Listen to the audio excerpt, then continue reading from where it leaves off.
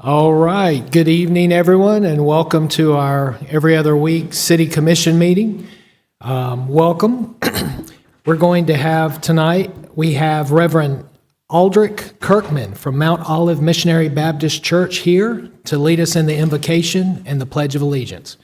Reverend, thank you for being here tonight, sir.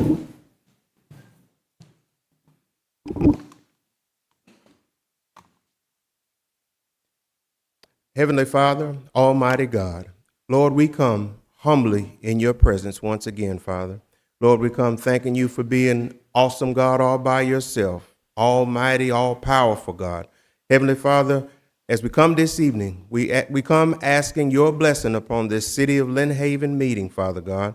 We pray for your peace, unity, love, and understanding, Father God. Lord God, we pray that you guide us, Lord God, and that all that's said and done be according to your will and your way, Father. We ask that you bless each and every heart here this evening. We thank you for all you're doing with this beautiful city of Lynn Haven. Pray for your continued blessings upon it. Bless the leaders, Lord God. Bless the residents, Father God.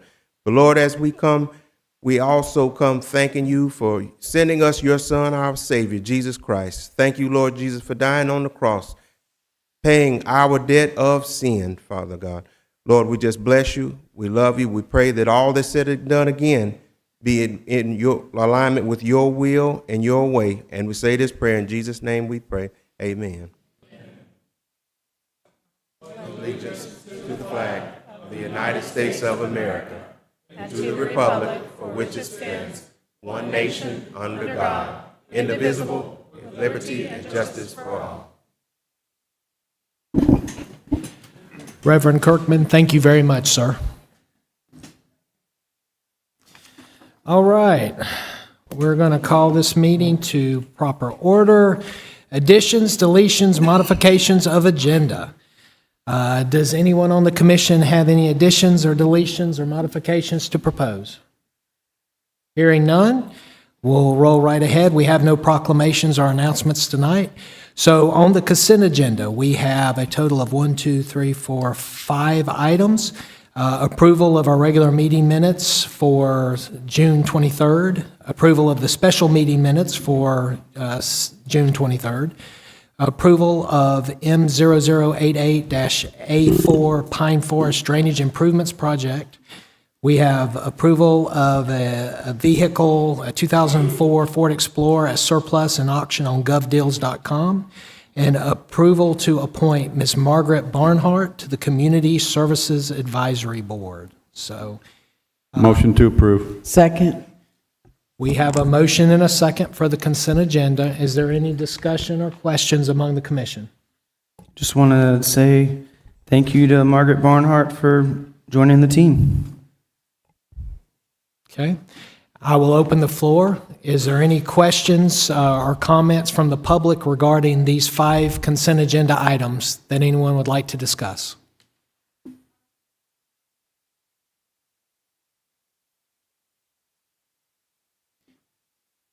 Yes, ma'am. We have that. It's towards the end of it's called public commentary. It's number 24 on page 2. Yes, ma'am. So throughout the meeting, every time we have an open discussion point or we have a motion and a second for a vote, I'll ask the commission, did they have any questions or discussion? And then I open up to the floor for that specific voting item. If any member of the public has a question or discussion about that item, they're allowed to stand up, come up, identify themselves, and talk. For 3 minutes on that specific item. At item 24, that's broad, general, everything. That's where anything dealing with city business, you can come and talk for 3 minutes, ma'am. Okay. So regarding the consent agenda, do we have any issues, concerns, or questions? Hearing none, City Manager, would you call the roll? Commissioner Ward? Yes. Commissioner Tender? Yes. Commissioner Peebles? Yes. Commissioner Perno? Yes. Mayor Lowry? Yes. We have a 5-0 vote. Thank you so much. We have no old business. We have no tabled business. So that gets us to new business. and that is discussion and possible approval of Resolution 2026-07-568 to settle case number 23-1405CA, Phoenix Construction Services Incorporated versus the City of Lynn Haven and Vicki Gaynor. City Attorney, Mr. Rob Jackson. Yes, sir. So this is resolution number 2026-07-568, a resolution of the City of Lynn Haven, Florida, approving a final settlement of Phoenix Construction Services, Inc. versus City of Lynn Haven, Florida, and Vicki Gaynor, 14th Judicial Circuit case number 2023-1405-CA, authorizing the mayor to execute the mediated settlement agreement and general release and amended and restated half-cent infrastructure surtax design bill contract and adopting an immediately effective date. And I know we've been through this for quite some time. The agreements are in the packet for your review and approval.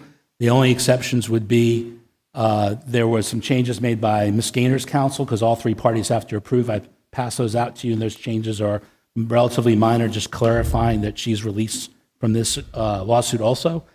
And also there should be an addendum to the design bill contract that has also been added to you, provided to you all for review as you consider this resolution and final agreements. Okay. Thank you. So the plaintiff is fine with those changes? Yes, all parties are fine with the changes that are been passed out. Any other questions among the commission? No? All right. If there are no other questions, may I get a motion to Make a approve? motion to accept. Second. I have a motion and a second. With that, I will open up the floor to any comments or discussions or questions that the public may have on this. Mr. Johnny Bashir, come on up. I gave the city attorney some papers, or a paper to hand to each of y'all when I start tonight. Don't get too bogged down in it. It's just a few figures that I put together. This is almost unbelievable. If it weren't playing right here in front of me, I would have thought it was a fiction novel. This commission acted against legal counsel's recommendations, thus giving Mr. Finch's lawsuit more standing. Now the same group, some financially and publicly supported by Mr. Finch, plus the mayor who owes his seat to Mr. Finch via the recall that Mr. Finch spent over $100,000 orchestrating, are voting to award Mr. Finch $1.25 million and a 10-year no-bid contract on any infrastructure project under $300,000, which, by the way, is the maximum allowed by state statutes 255.20. All the while, Mr. Finch says it's never been about the money. This based in part on the deposition given by Chris Forehand and Panhandle Engineering, stating that Vicki Gaynor had participated in bid rigging, an accusation that never resulted in any criminal charges being placed against her. Amazingly, Mr. Finch dropped Mr. Forehand and Panhandle Engineering from the lawsuit. And even more amazing, all the engineering projects that are awarded to Mr. Finch, Phoenix Construction, under this settlement will be done by Mr. Forehand and Panhandle Engineering. Now, I realize it's a foregone conclusion, basically, but there's an attached price schedule to this that wasn't put out for bids and never will be put out for bids. So I went online and looked at some figures. On that sheet, and I'm going to give you Phoenix's numbers first, and the state average unit cost for that per DOT for 25-26. So for optional base group 4, Phoenix was $24 a square yard. The average was $28 per square yard. So it's better for us there. The rest of them are all in Phoenix's favor. Optional base group 6, Phoenix $33, state $24. Milling asphalt $6.50 a square yard versus $3.88 a square yard. Miscellaneous asphalt pavement $400 per metric ton versus $294 per metric ton. So you get the idea. On every line item that's on that unit pricing, Finch is probably at least 1.5 to 2 times more expensive than what DOT has paid historically in the last year for the same items. So I think that personally, give him the money, whatever, but don't commit us to a 10-year contract. Just shake hands and go away, or not go away, but get back to normal bidding of the process instead of just giving him everything that goes under $300,000. Or better yet, just don't do any more projects for infrastructure that are under $300,000. That's it. Thank you, sir. Mr. Bernie Thompson, come on up. Good evening. Bernie Thompson, The Bernie Thompson Show. I didn't plan on commenting on this at all, Bless you. but that's got to go answered. Those comments have to go answered. I was in the courtroom when they persecuted James Finch, and 2 juries said he didn't do it. I didn't know James Finch. I thought he was a mobster. And I went in the courtroom ready for them to throw this guy in prison, and I looked through all of the documents. You know the story. He didn't do any of that. As a matter of fact, Mr. Jackson, you'll remember when he fixed the 17th Street ditch, the biggest danger in Lynn Haven, and you guys couldn't afford to fix the ditch. And guess what he did? He said, I'll do it. And you guys said, we don't have the money to fix the ditch. You remember that, Mr. Jackson? But you never said anything. And you know what he said? He said, I'll tell you what I'll do. I'll finance it myself. And guess what? 2.5% interest when the going rate was like 6. And then he said, you know what? I'll actually do it for less than I thought I could do it. And that left a little money left over. And you know what you guys did? Vicki Gaynor did. And the other commission back then, they said, you know, the money that you offered Mr. Finch, the leftover money, can we borrow that too, since it's cheap money? You guys called it cheap money. It was cheap money. And then somebody came up here and said, you know, Mr. Finch, how do we know he's not going to get change orders and it's going to be way more expensive? Remember this, Mr. Jackson? And he came up and what did he say? Don't pay me till the job is done. And he did it for less than he said he would do it, and he did it in less than a year, and they tried to prosecute him. Well, Bernie, you know, with all that interest, he's going to become rich. Finch is rich. The hell's wrong? What's going on around here? You remember that, Mr. Jackson? But you never said anything, and you were the attorney. Shame on you. I mean, how do we let our citizens go through this? I'm telling you, if Jesse Nelson had been charged like that, I knew Jesse, didn't like him, but I would say the same thing for him. There's not enough people in this town to stand up when people are wrongly prosecuted. And for you guys, what was it, $250,000? That's all you have to give him? Is that what you guys said? Is it? What is the number? Can I please find out? What is it? $250,000. $1.25 million. Man, that's cheap. A man's life, they try to throw in prison forever? My God. And you know what else we found out in the hearing, in the trial? 5-0. He was always voted unanimously. Nobody cast the vote, the deciding vote. Unbelievable. You guys got off really lucky on that. Thank you, sir. Mr. Finch, come on up. Good I'm evening. a little late. I figured I could make a few minutes for that to get started. But, you know, when the half-cent sales tax come up, I was the one that brought it up because they was going to raise the property tax on everybody in this county. And I said, hey, let's get together and do a referendum and get the money for half-cent sales tax where there won't be any property tax. I raised $90,000. I went to the Chamber of Commerce, paid them, give them the money to go to the cities, tell them what we'd do with it, how we'd fix it, be no property tax raise. And that's what happened. It passed. We got it passed for 10 years. We got another 10 years 6 months ago. Had to do it a year early. We got it passed again for no property tax. But what does government do? They take that and raise the property tax anyway, mainly. But that's what I did for that. And then as far as, you know, doing the work, did the work. I did have the 17th Street ditch. I did that, and I donated more money than anybody has to this city, and to, you know, I've given over $2.5 million to the mentally challenged school over here, and I'm proud of that. And the reason I give it to them, they can't ask for nothing, and they deserve it all. And so I would hate to be 75 years old and have a 50-year-old kid, and I was fixing to leave the earth, and nobody could take care of them. They take care of them. So they're one of my favorites. The city's been one of my favorites. So I come here tonight to settle that lawsuit. When I sued the city of Lynn Haven, The only way I could get the truth was get them up here and do this. They're all gone. The lawyer, the police chief, they all gone. The corruption was inside the city hall. I told them not to build this damn place right here. What did they do? They come wearing a wire on me, trying to trick me into that. And I said, y'all cannot build this for that.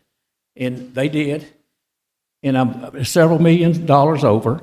You know, I only got 54 seconds left. But this city's been run like BS for the last few years. We got him out of here. He run, nobody wanted him. He ain't done nothing. He's up here every week trying to fix something. You know what he's fixed? Nothing. Absolutely nothing. And this city needs some fixing. Y'all gonna write me a check, I think, for $620,000. I'm gonna take my lawyer fees out of it and give every damn bit of it back to you. I hope he'll match it. Thank you.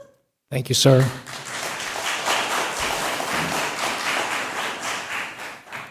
Any other public commentary on this tonight?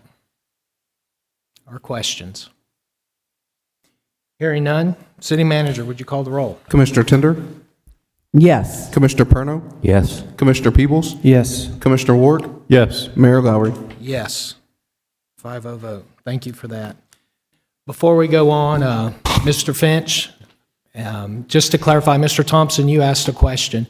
The $1.25 million is split between the City of Lynn Haven and our municipal insurance. They are paying half and we're paying half. Had we gone forward in a court action, Mr. Finch would have been liable for probably 3 times that amount. And he settled with the city, his city of his whole life. Mr. Finch, I was not here, obviously, nor was any member of this commission actively involved in any of the wrongdoing that was done against you by your name or by your business. I am truly, as mayor, I am truly sorry that happened. I'm glad we're able to move forward with this and make this right. I appreciate you being willing to take your lawyer fees aside and turn around and donate the money back to the good of the city and the needs that need to happen. We're going into a very tight budget era, and we could certainly use every bit of the help we can get. So thank you, sir, for your grace and for working with us to try to right this wrong. Yes, sir. Come on back up.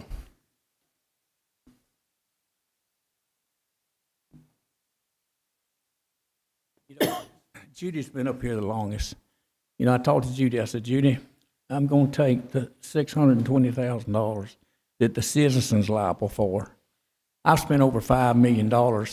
I was the one that reported the corruption. I told Margot, I said, Margot, here's what's happening. You've got one choice. She says, I know what choice I got. I'm going to the sheriff. And that's what she did. Had some of the people that were supposed to have been friends of mine in the deal. You know, it got the lawyer, it got the city manager, it got all those people. The corruption was right here. So anyway, I said, I'm going to donate this. I'm going to take my lawyer fees out of it. I'm going to take out of the money that these citizens owe, and I'm going to give the money back.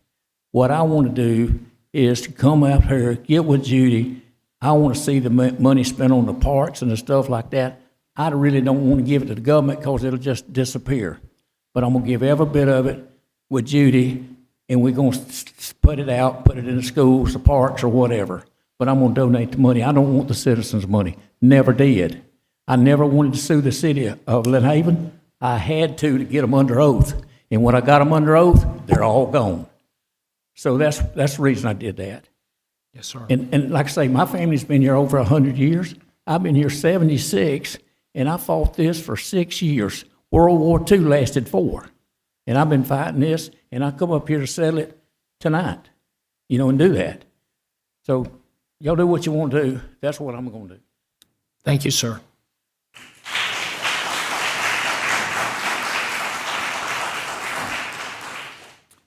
With that, we'll move on to discussion item number 10, discussion of Lynn Haven Raiders Field Rental. City Manager.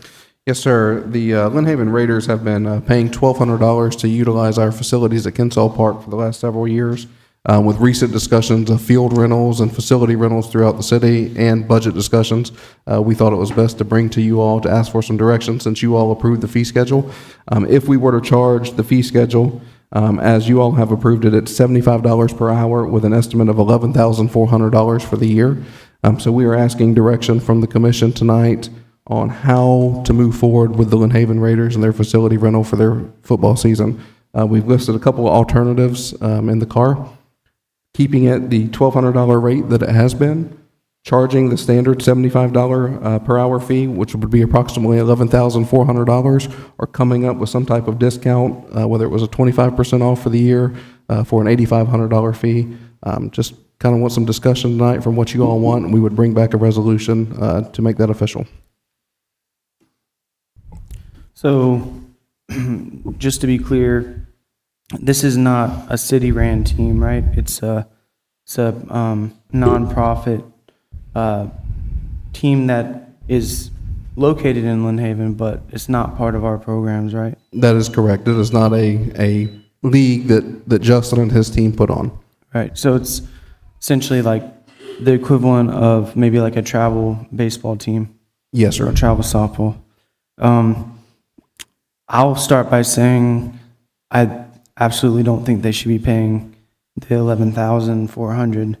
That's kind of absurd because it's guaranteed that we'd get money in. I've always been under the I like the analogy, bird in hand is better than two in the bush. We got customers that keep coming back. I do know that it does get expensive to maintain grass and use electricity, though. So really, the data I need to make any type of decision is to know how much we pay from the taxpayer to maintain those fields. Yes, That's a sir. good data point for me. So we spend approximately just under $3,000 a year on the turf restoration at Kensall. That does not include any man hours. That is just the supplies needed and equipment needed to take care of the field there at Kensall after they're done for the season. We do have increased, restroom and maintenance supplies. There is no way of tracking exactly how much it increases at the restrooms there. And then our power bill does increase a little bit throughout their use, not significantly, but I would say, $1,000 or $2,000 for the year and the increase in power there. Mr. Justin Ward, I thought I saw you here tonight. Are you here?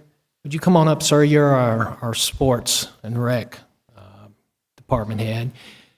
What can you tell us in terms of this team? I know they're not a city-sanctioned team, but you work with them. How many kids are we talking? How many teams? How much kind of usage on our fields, hour-wise, are we talking? I'm not sure on the amount of kids in the program, but I know they utilize the fields after the 4th of July until about November or about the second week in November. Okay. Do you have a coach here by Yeah, chance coach, tonight yeah, we could have president. come up? Mike is here. Mike is here. Coach, if one of you coaches, whoever your head coach will speak for y'all, come on up, sir. Good evening, Coach. Please state your name. And Hi, I'm Devin Hayes, a coach and board member with the Lynn Haven Raiders organization. thank you, sir, for I speaking. appreciate you guys for having us. Can you tell us a little bit about how many kids you got, kind of your, Yeah, so we range from about 150 to 200 kids. Okay. And that's, of course, depending on sign up and, of course, there. We've been in this organization for 60 years. Right here in Lynn Haven, of course, it started with our school systems, and after the school systems kind of pushed football away. We wanted to keep that going. Football is more than just a sport. Even then, our organization is more than just a sport, because not only do we own football, but it's cheer. We understand where you guys are coming from, because of course you have to keep these, and we appreciate you giving us the opportunity, of course, to play on those fields, to practice on those fields, and giving us a place to call home. But we're a nonprofit organization. Everything that comes in is from either us fundraising, us, of course, going out, doing these car washes, or asking businesses where they participate. This is about the kids at the end of the day. Right. This is our future. We always talk about investing in our future, but raising that price does not help our kids whatsoever. We already have a limited amount of kids that are able to do it because times aren't easy right now for no one.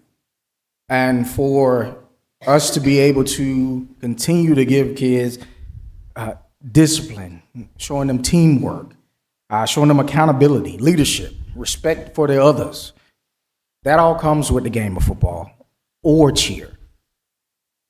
Creating an environment where these kids can grow. It's hard to see that our city is putting that burden up towards us to have to pay upwards of $11,000 a year, especially when we only use the field for 4 months out the year. That's steep, and of course, we already charge upwards of $250 just for the football side. The cheer side is a little different as well. But up to $250 for a kid to be able to register. And honestly, that isn't enough. We're just skating by just what we have. Coach, can you clarify what's your normal season? 4th of July? So we start summer conditioning June. 4th of July, of course, is when we move to. So we have to pay for other facilities because, of course, that is the plan that you guys have given us, that we can't occupy the field until after the 4th. Okay. So we're spending money elsewhere to get kids in shape, in condition, and then having to come over after the 4th of July, because we understand you have your 4th of July activities that will go down at Kensaw Field as well. So 4th of July, Coach, you guys get started, and you wrap up when, November timeframe? November timeframe, and honestly, I know we talked about light usage. We've been there since 4th of July, and not a light has been turned on. So Because we're done by 8 or so every night, so of course the About sun dark. is just now setting at that point. Right. So you've got 200 kids, give or take. How many teams, individual teams do y'all have? This year will be a 5-team organization that's ranging from 6 up to 14, 14-year-olds. Now the 14 is a newer age group to our league, but of course with us constantly trying to grow and grow the game, we want to make sure, of course, we have that availability for all kids of all ages. Yes, sir. Commissioners, y'all got any questions for the coach? Well, I feel very strongly about the fact that football is one of the greatest things that you can get a child involved in. And I can honestly tell you, I have a family member who was a cheerleader for the Lynn Haven 40 years ago. Her dad. Yes. And this organization runs deep in a lot of people's family history. It does. Had people that has came to me and said, "Oh, when I was a young girl." Yes. Even then, our past city manager was part of the Lynn Haven Raiders organization. And they get so much more out of it than just the sport. than just playing games, you The know. friendships that will last Yes. probably their whole entire lives. Like I Yes. said, it's more than just a game to us. Yes. And to those kids, of course, because I can speak for myself, but I also know that the coaches behind me feel the same way. Each one of those kids touch us in a different way. You may think that we're putting the imprint on them, but they're putting more of an imprint on us.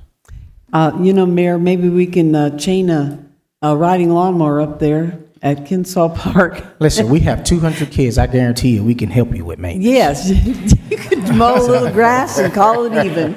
Yes. So, Coach, I just wanted to make sure I understood the situation. Can you speak to how long, because right now you guys do pay a minimal amount, right, to help with field maintenance and costs and all that.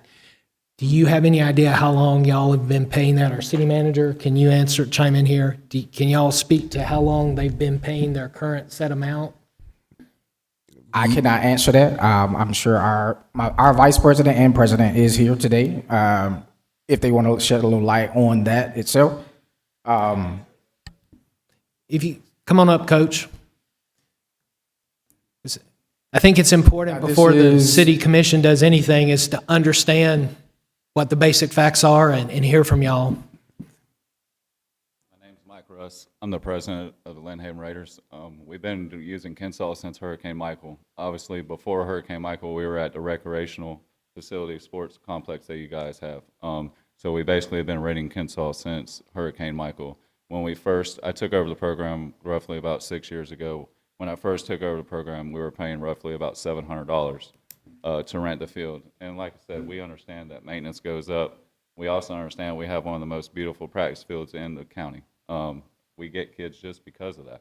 So we do understand that it's nice, and we know it costs money. So every year it's been going up, and we don't really complain. I deal with Justin a lot, and I just pay the money so that we have somewhere to play and my kids have a home. But when I seen that number, that terrified me because that'll shut my program down. We run on about a $45,000 to $50,000 a year budget on what it costs to make kids be able to play football. We already pay $275 an hour to Bay County School Board to use their field because we're not allowed to play games even in the city of Lynn Haven. We would love to get games back into our city, but we're not able to do that. So every Saturday we drive up to Bozeman, and I pay Bay District Schools $275 an hour. Roughly, game day costs us about $3,000, which is it's crazy that it costs that much. And people, I've seen some comments today online about people saying, well, just charge your kids more. Well, we have roughly 150 to 200 kids. All those kids don't pay. We have moms who have 4 and 5 boys. Are you going to ask her to pay $250 per kid? That's like a $2,000 football bill. So, of course, we sponsor kids. So on top of that, we're sponsoring probably 25 to 30 kids every year so they're able to play football.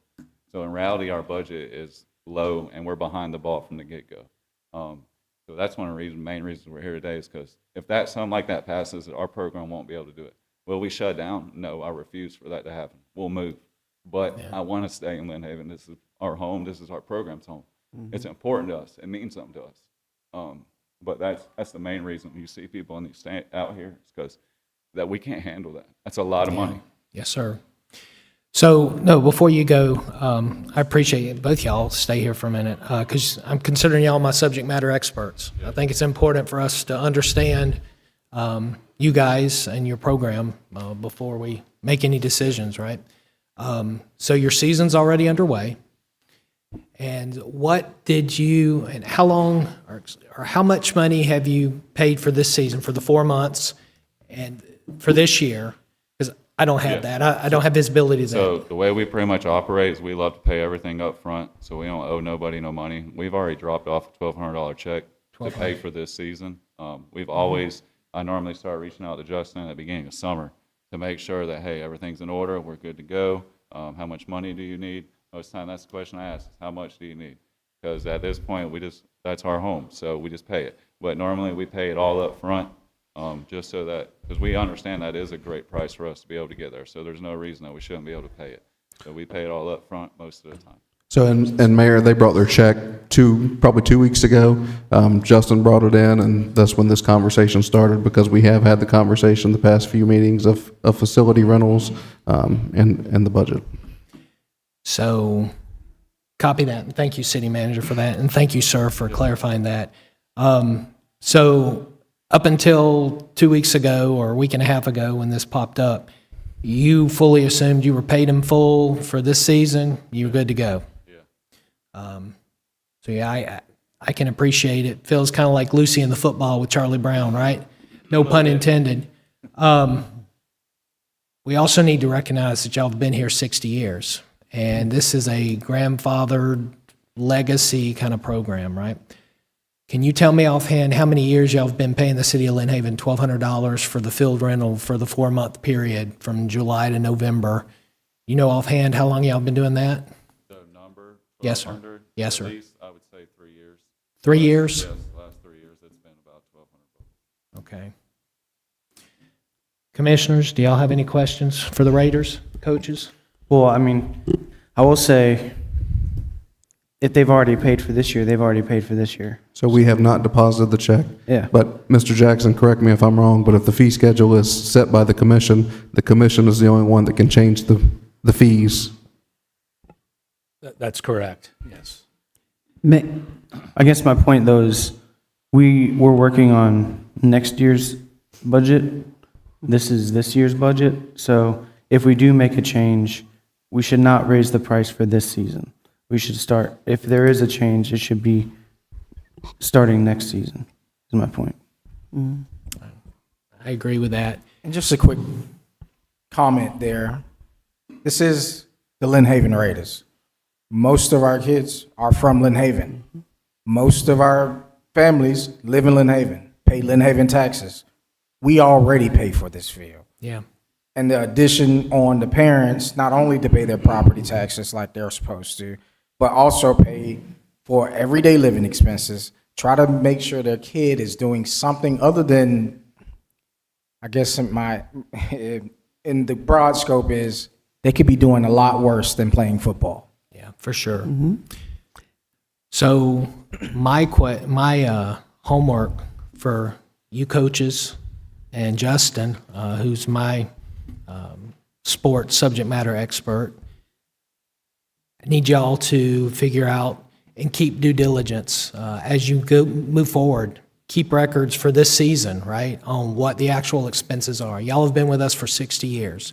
Y'all are a legacy program. To your point, I would assume, I would be really interested to know how many of the Lynn Haven Raiders are actually Lynn Haven kids.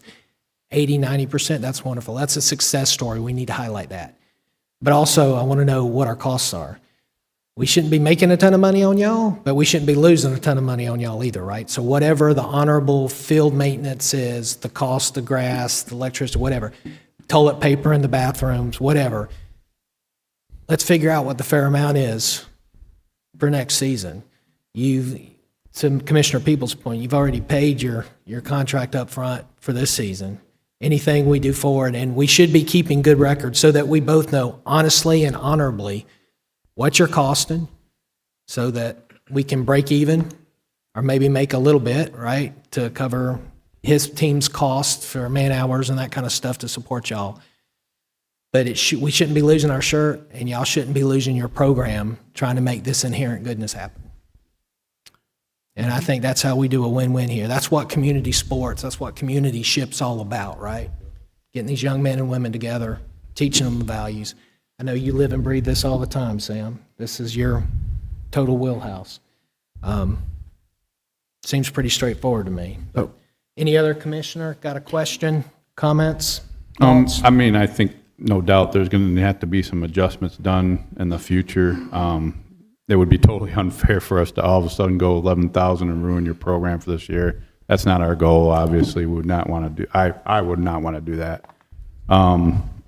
Do you guys have like a website or something where people can donate money to this? Maybe we can help promote it, help you guys get some more money or anything like that.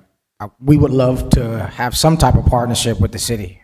We've been looking for that. I guess a big thing too, if we're going to be the Lynn Haven Raiders, we need all of the community. Community means a lot to us, and why not do it with the people who run our community at that point? Right. So we don't have a necessary website. We do have a Facebook that, of course, we post most of our stuff on. The website is more so for registration purposes more than anything. But of course, we would love to find some common ground and a partnership with the city. That way, of course, not only can you guys be involved with creating a better future for these kids, but also be a part of that community that we call football and cheer. So if after this meetings or something, if you don't mind contacting me, I actually know of a website that works really good and it's totally free. If because I know like a lot of websites you get donations and then they take a chunk of it. This one doesn't do that. However, there's a little bit of caveat to it that I can kind of explain to you and help you out with that. I think it's a great website for trying to do things like that. But yeah, so I'd like to make a motion to stay at $1,200 for just this season, and then we coordinate with them for next season to kind of come up with a resolution as far as the rates ongoing from here. I'll second that.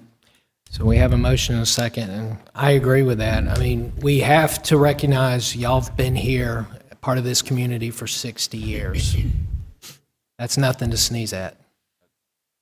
Yeah. And I appreciate y'all continuing because you're doing this out of the goodness of your heart. And you're probably paying for some of those kids. Those scholarships that you talked about, I'd be willing to bet you're probably paying a third of those out of your own pocket. We do. Most of our board members, Yeah. If they're in our program and they're volunteering, more likely they're paying for a kid, or they found somebody else that would pay for it. Yeah. That's just what we do. I'll sponsor a couple kids. Appreciate that. Thank you very much. So Justin, going forward, sir, I'm not tasking, I'm asking. You work with them and the city manager, obviously, city manager. Y'all figure out, y'all do a cost data. I mean, y'all figure out what it's actually costing. Let's look back at this. If there is a organization, a community sports organization, we're going to grandfather into anything. It needs to be this organization, but we need to know what those legit this season costs are, so that we can come back and make an informed decision before next season, so you're not caught off guard 2 weeks after the season started. And we do right by y'all, and we do right by the city, and we do the very best we can with what we got. I do think that we need, if there's an adjustment to the fee schedule, we need to figure that out during this budget season. Not wait till next season to make that decision. They've paid for this season, but we need to make that adjustment if we decide to do an adjustment within the next few months. And city attorney, if we were going to make an exemption, like some kind of grandfathering exemption to this 60-plus year organization, we would need to spell that out in the normal fee schedule, correct? Yes, Mayor. Yeah, it would, when you look at it, I mean, you could put whatever criteria you want for the fees. I mean, generally, you want them to be uniformly enforced, Right. but you could put an exception in there. So, Mr. Jackson, would it also be better if we bring a resolution next meeting to put this $1,200 fee for the year as a resolution to accept that payment? Is that the current fee schedule is not $1,200? No, sir. There's no contract for this, is there? That's correct. Yeah. And so if a resolution wouldn't be necessary, if you want to just go by a motion, but we could memorialize it with a resolution. Perfect.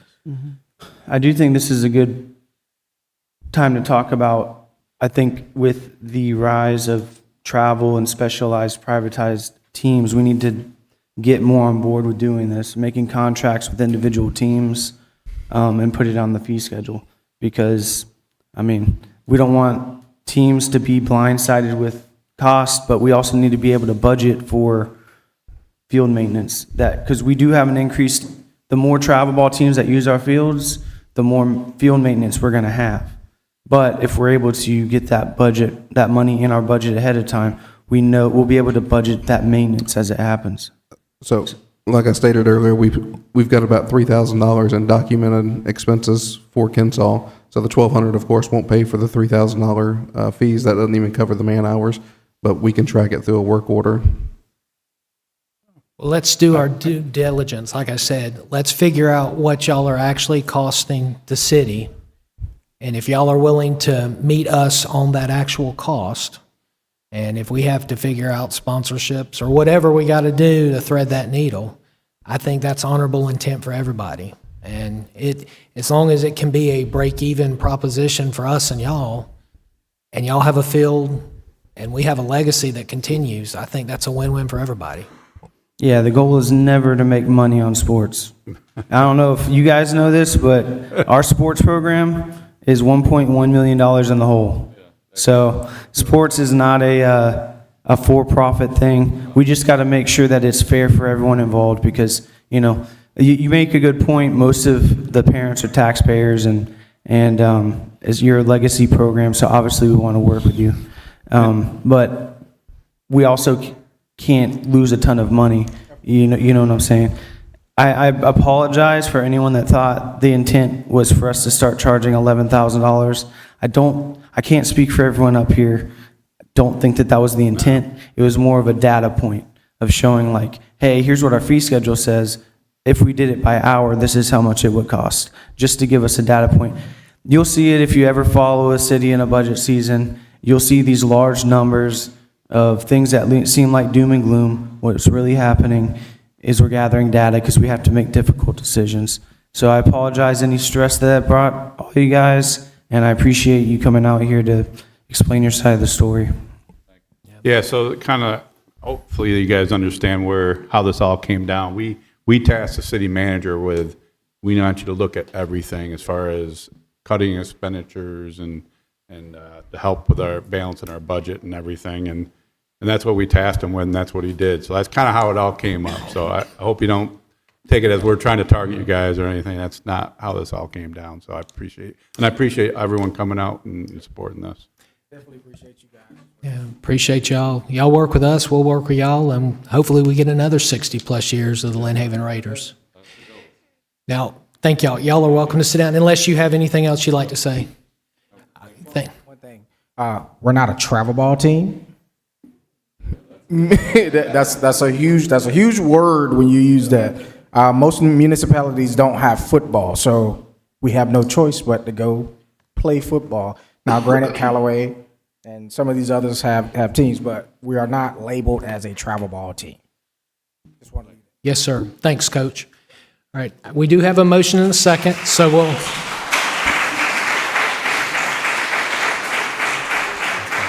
we do have a motion and a second, but I want to open up the floor to anybody else that has any comments or questions or discussion on the Raiders.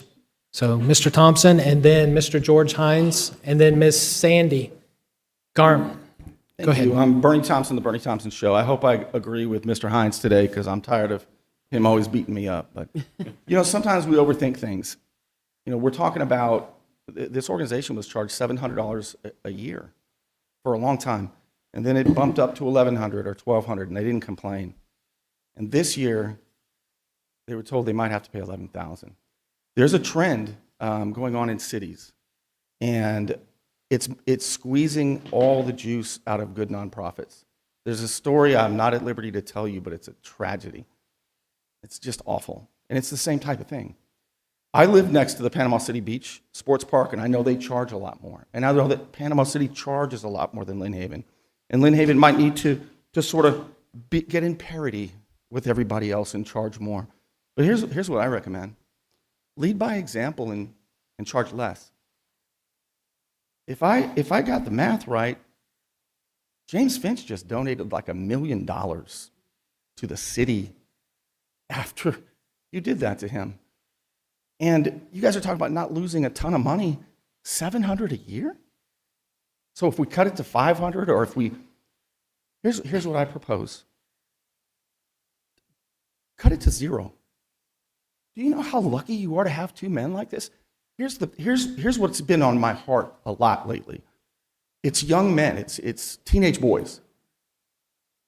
A lot of them are doing great. They're working hard at school. Both parents are working. They don't have much money. It's stressful. And I think about when I was a kid, and Mayor Lowry, maybe you, and certainly Pat, when we were kids, we could just run out the door, hop on the bike, go play basketball, go tackle other kids. That's important in the growth of a young man.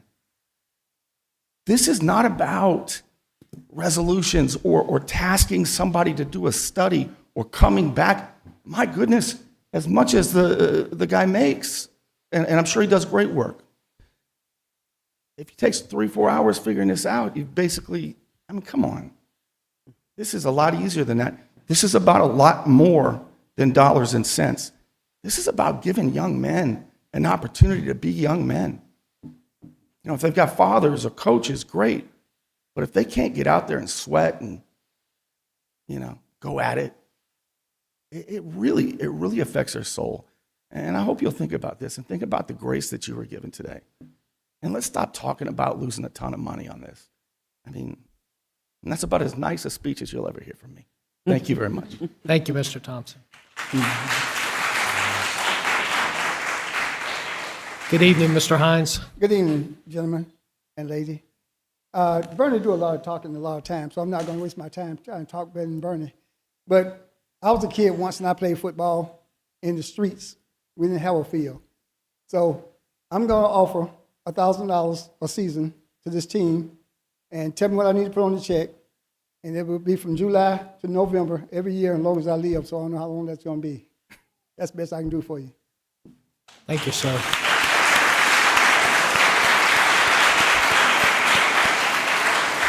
Good evening, Ms. Garman.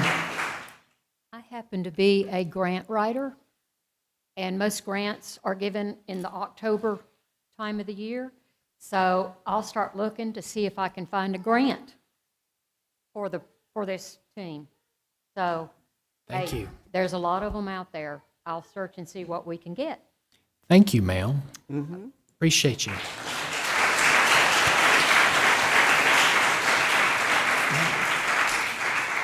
Come on up, ma'am. Good evening. I just had a few questions. Grab your microphone. Yeah, My name is Becky Santoro, and I just had a few questions. This is my first meeting. The gentleman said that they can't play in Lynn Haven and that they have to go to Bay County, and they pay $3,000. Why can't they play in Lynn Haven? You know, Just- why are you giving up $3,000? Why can't they play here?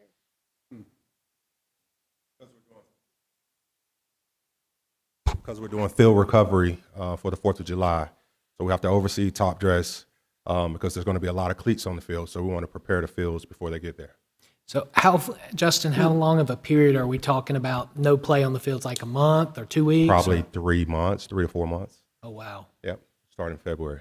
Basically early spring. Correct. Spring break kind of to early summer. Yes, sir. Okay. That they're playing from July to November They are. on Kinsel Field. They are. So we don't allow them to use it before July. Right, but this is their games now, right? So Go ahead. Are you asking why do they play at Bozeman and not the city of Lynn Haven? I don't know. One of you coaches want to come back up? I can't answer this. Again, the Lynn Haven Raiders are not a, this is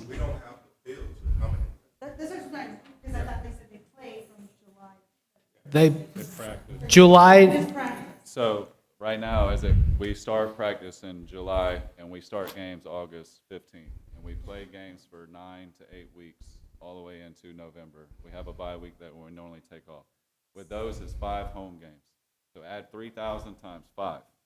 And that's what we pay. And just alone, out of that $3,000, it's roughly almost $2,500 just for the grass that we play on, that we pay Bay District schools. We've been trying to get back into Lynn Haven. Last year I tried to the last 3 years I've been working out deals with North Bay Haven because they are in Lynn Haven. So I was like, as Justin mentioned, field space is not the best because unfortunately, this might be another conversation for another day, but we've been waiting 8 years for a football field at Lynn Haven Sports Complex. I watched $1 million baseball fields get built, and we're kind of left in the dust, and we only have that option. Would I play games at Kensaw if it was made for, if I was allowed to? Yes, probably I would, because my community we want to be in Lynn Haven.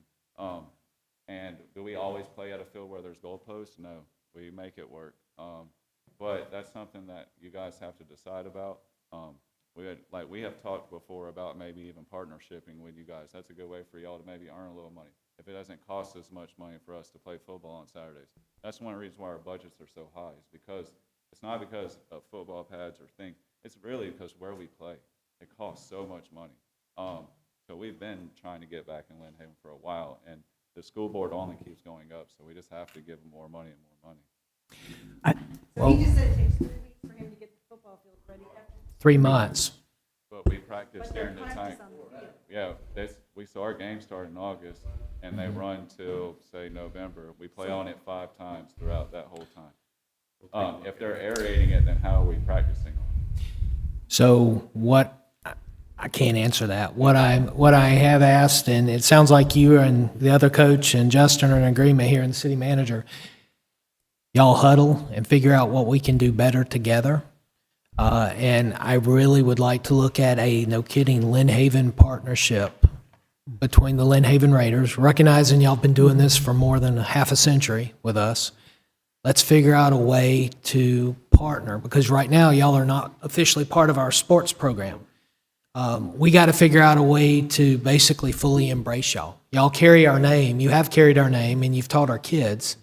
So why aren't we? I don't know why we've never done this before, but let's figure out a way to make this a success story. so, They're already practicing. He said they can play there. So prior to the hurricane, the Raiders always played at Buddy McLemore or Pete Edwards on the beach, right? Our facilities do not have a secure entry where they can charge for people to get into the games. So at Kensaw, it wouldn't be a perfect setup for them to run games. It's not large enough. We don't have the parking, none of that. So they've always went other places. And also, on top of that, I want to say whatever we do today, we need to make sure that we're very smart about what we do, because it's going to put a lot of pressure on our office when other organizations come and ask for the same thing. Yeah, understand.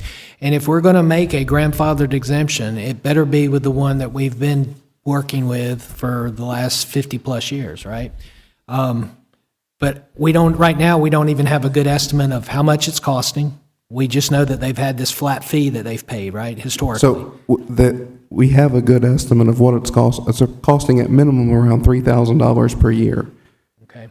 But we do Well, have let's- other organizations that run our facility, and after today, we will be facing those other organizations come in as well that you all will have to make an exemption for from the fee schedule.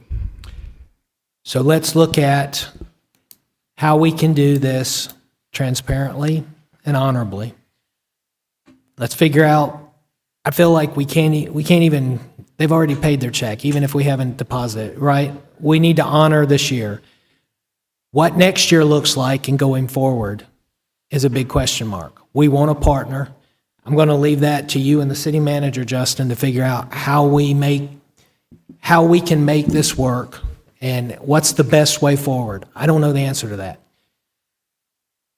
You've got the biggest heart I know for kids in sports. And you got 3 kids of your own in it. So I know you got skin in the game, a lot of it. Y'all figure out what we can do, how we can do it, and then let's come back and have a real serious public conversation about this and figure out where we as a commission can support and what the right answer is moving forward. The fields have already been conditioned this year, so that ship has sailed, and we go forward. They're already playing their team now, right? You kick off in a couple of weeks for your normal full season. So, The last comment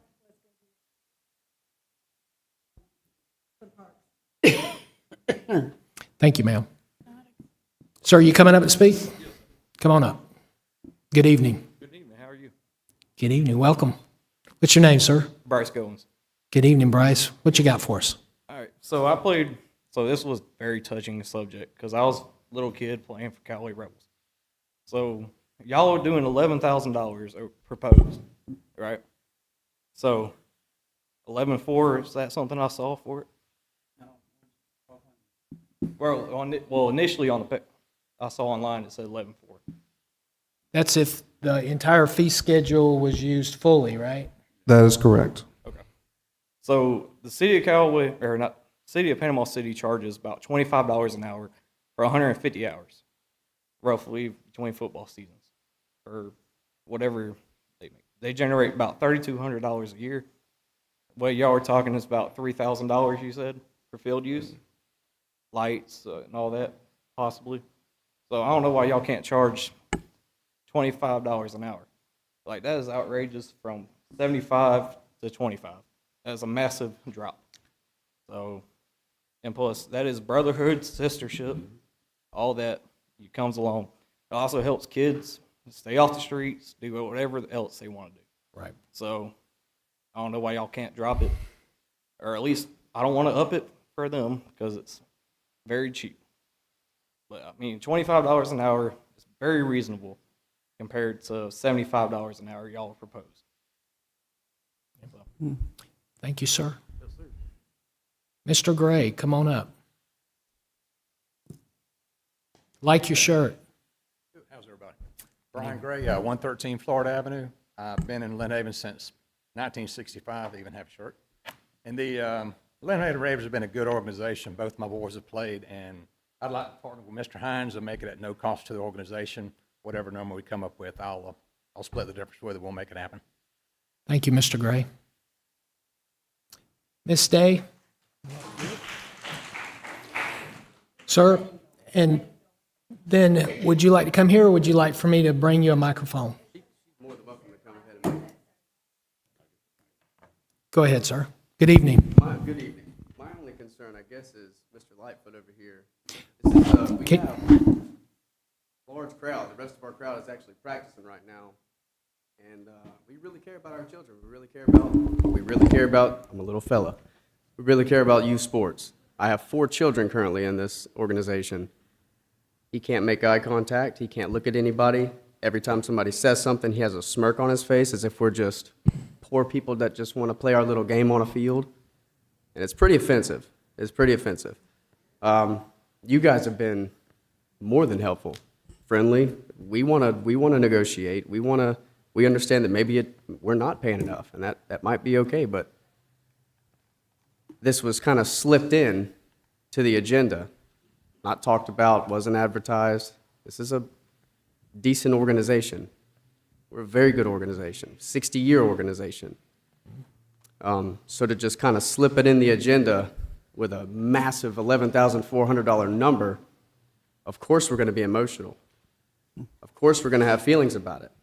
And for you to just dismiss everybody that's come up here with you roll your eyes, you smirk, you look down at your phone, and you don't listen to anybody. And that's what I've noticed this entire time. And now you're making eye contact.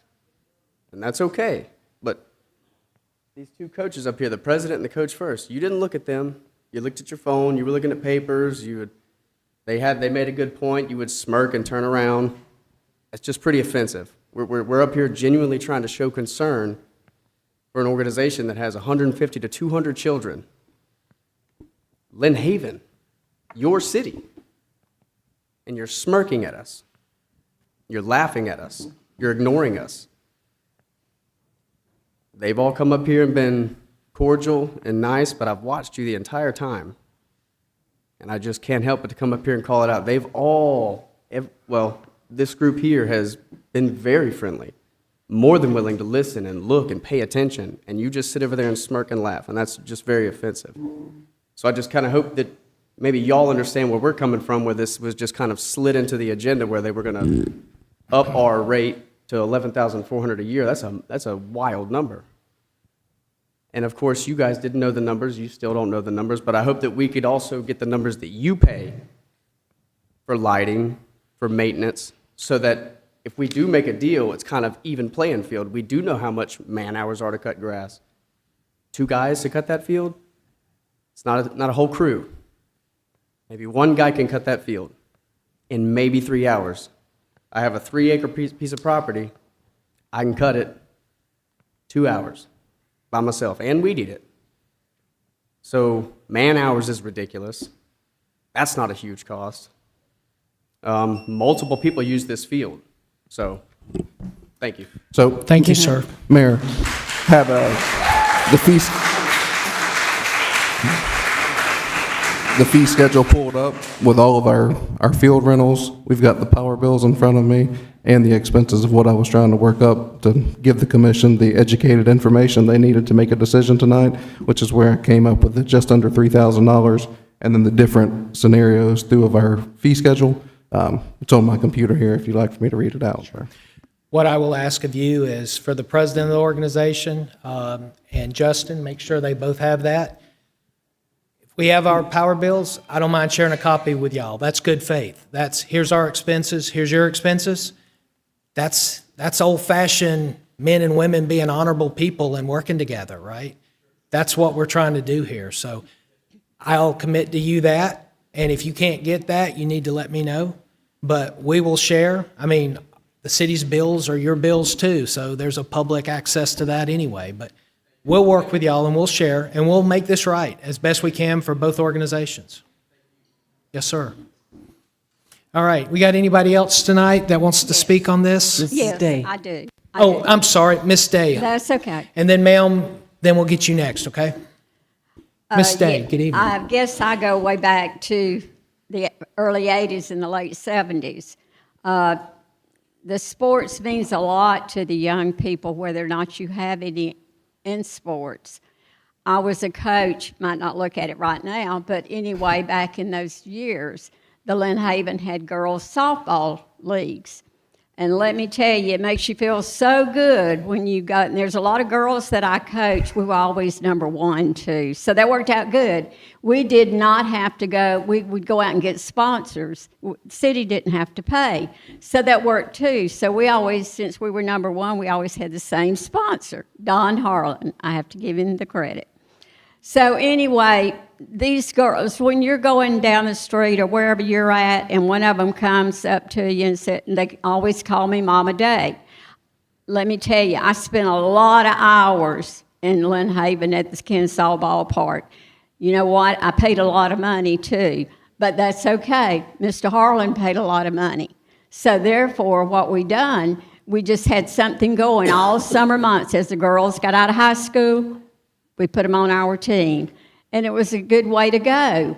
But to stand up here and charge these people this kind of money, you know, Chris, you don't mind passing something over a resolution a while ago that you passed. It took a lot of money. So what happened? You know, these are things that's been on the agenda for years ago.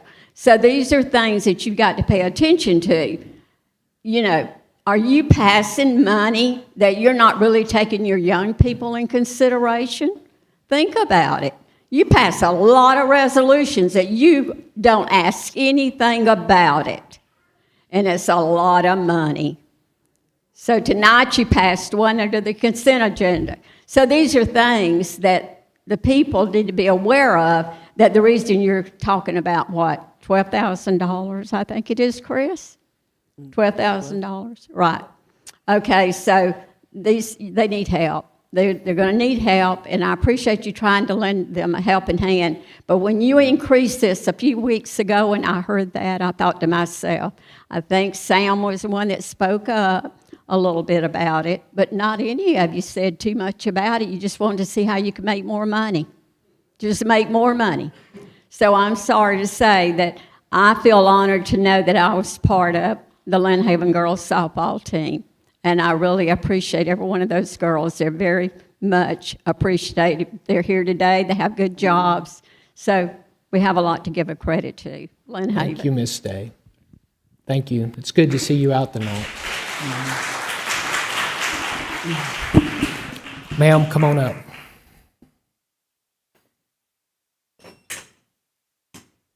Hello. Good evening. Megan Brinson, how are you today? Good evening, Miss Megan. I just wanted to share a different perspective. I'm a mom of 4 boys. I got to be on the Lynn Haven Raider board the past, 2 years ago. My husband's a football coach for the Lynn Haven Raiders, and 2 of my boys play football for the Lynn Haven Raiders. We pay a lot of money to pay football, just in mouth guards, helmets, they need a new pair of practice pants. Oh, they need water at the ballpark. They need to get into the ballpark. There's a lot of expenses that parents incur. But on the other side of that, I know, Mr. Lightfoot, you were just doing your job. I know it's your job to look at numbers, and I appreciate that. On the other side of that, these coaches and these presidents, the vice presidents, this is not their job. They all have jobs outside of this, and this is truly just 6 to 8 p.m., Monday through Friday. Saturdays on the weekends, too, we've got games. So they're just giving their time because it's for the kids. So I hope that you put that into your perspective, because it's not about us. It is about these children in the community, my children in my community. I'm a Lynn Haven resident, I get it.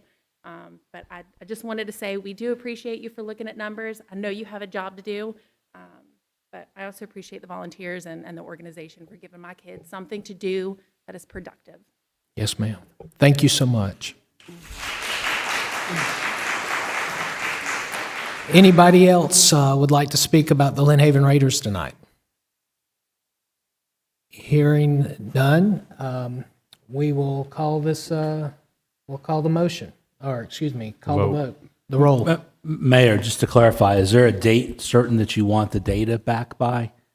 For a date, the data from the Raiders? So I asked CJ to make a note for the second meeting in April that we bring this back for next season. So my understanding is the coaches and Justin will be working together on both sides of that organizational fence, per se, to document each other's costs, and we'll come back together in the spring, well in advance of season kickoff, and we'll figure this out. All right? Thank y'all, coaches, for working with us and for what you do. Sincerely. All right, so we got a motion and a second. Everybody's had their questions and been heard. City Manager, we're ready to call the roll. Commissioner Ward? Yes. Commissioner Peebles? Yes. Commissioner Perno? Yes. Commissioner Tender? Yes. Mayor Lowry? Yes. Thank y'all for that. Thank you again, coaches, moms, dads. We'll pause and let y'all roll out. Yep.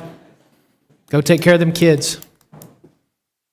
Everybody, we're going to stand by about 15, 20 seconds and let them clear out.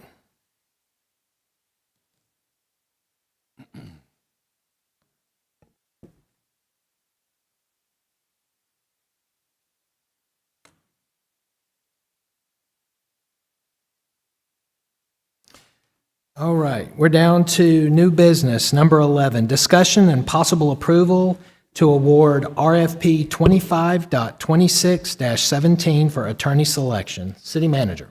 Yes, sir. We talked about this last meeting as well, but we had 3 firms submit. We had 1 in-house applicant submit. The in-house applicant withdrew his right before the last meeting. And since then, we've had the Vos Law Firm has withdrawn, left us down to the Sabatini firm and the Dunlap Shipman firm. We did ask both of those firms to come tonight. I do believe we have representatives from the Shipman firm here tonight. I'm not sure if anyone is here from the Sabatini firm. I have not seen anyone there, but it's up to you all to ask questions, to discuss amongst yourselves, and if you all want to choose to pick a firm tonight or direct staff or another option. So, ma'am. I guess we could ask questions, but to be honest, I would make a motion that we accept the Shipman firm. They're local, they're right here, and I see no point in going on and on and on about this attorney issue. So what are we voting on? Because there's a difference in price now because of there was an error that was put on the form. So I think that's the first part we have to figure out is, are we voting on the $750 a month monthly retainer or $7,500 a month monthly retainer? Second for this. So let me repeat. So originally Shipman put in their bid package. It had $750 a month monthly retainer, but they came back and said that there was an error and they missed a zero in it. And they said it's $7,500 a month monthly retainer. So that's what I'm trying to figure out is which one are we voting on? Well, before we vote on anything, let's have a sunshine law-friendly conversation among the 5 of us on what we're looking at. We had 3 participants or 3 firms apply. Ms. Judy, can I ask you to pull back your motion for right now? Let's discuss first and then... Sure, I'll pull it back. Thank you, ma'am. So let's first have a full, frank discussion, all 5 of us. Whatever needs to be done. So we had 3 law firms, right? One has withdrawn, so we're down to 2. We have Sabatini and Dunlap Shipman. Of those 2, my understanding is there are 2 different prices given. There's a monthly retainer and then an hourly rate, and then there's an all-in flat rate for an entire year. It's basically an apple or an orange. We can pick either one. We don't pick both. If we go all in on the flat rate, it's X amount. If we do the a la carte almost, if you will, the apple, you're paying a monthly retainer plus so much per hour for legal expenses. Well, there's actually 3 things there then when you bring that up. So you have the flat rate, which I think was $275,000 a For year. Dunlap Shipman, yes. And then you have the initial bid package had $750 a monthly retainer. And they came back and said, we left off a zero in there. And they said it was $7,500 monthly retainer. So I think the first thing we need to figure out is it considered a clerical error or not? If we go down the option of the a la carte option, I'm going to use the apple and the orange here. If the orange is the all-in price, $275, versus if we're not even going to look at the apple, if we're going to go for the orange, then we don't need to price haggle over the apple, right? If we're going to do the apple, then yeah, we need to talk about the apple price. Right. That's what we got to determine, because when I did my evaluation, I based it on the $750 monthly retainer. Now, would mine change if it was $7,500? Yes, absolutely. That's why I think we need to decide, do we go with the $750 a month or $7,500 a month retainer? If we decide to stay with the $750 monthly retainer, then Shipman needs to make a decision whether they're okay with that or they're going to withdraw their application. Because we've had this is not the first time this has happened, where a vendor or contractor filled something out wrong, and we've rejected those bids because of mistakes like this. And my fear is if we allow something like this, what's the future precedence going to be? And, when this has happened in the past, what are those vendors and contractors going to be looking at saying, oh, it's okay with this, but not with this?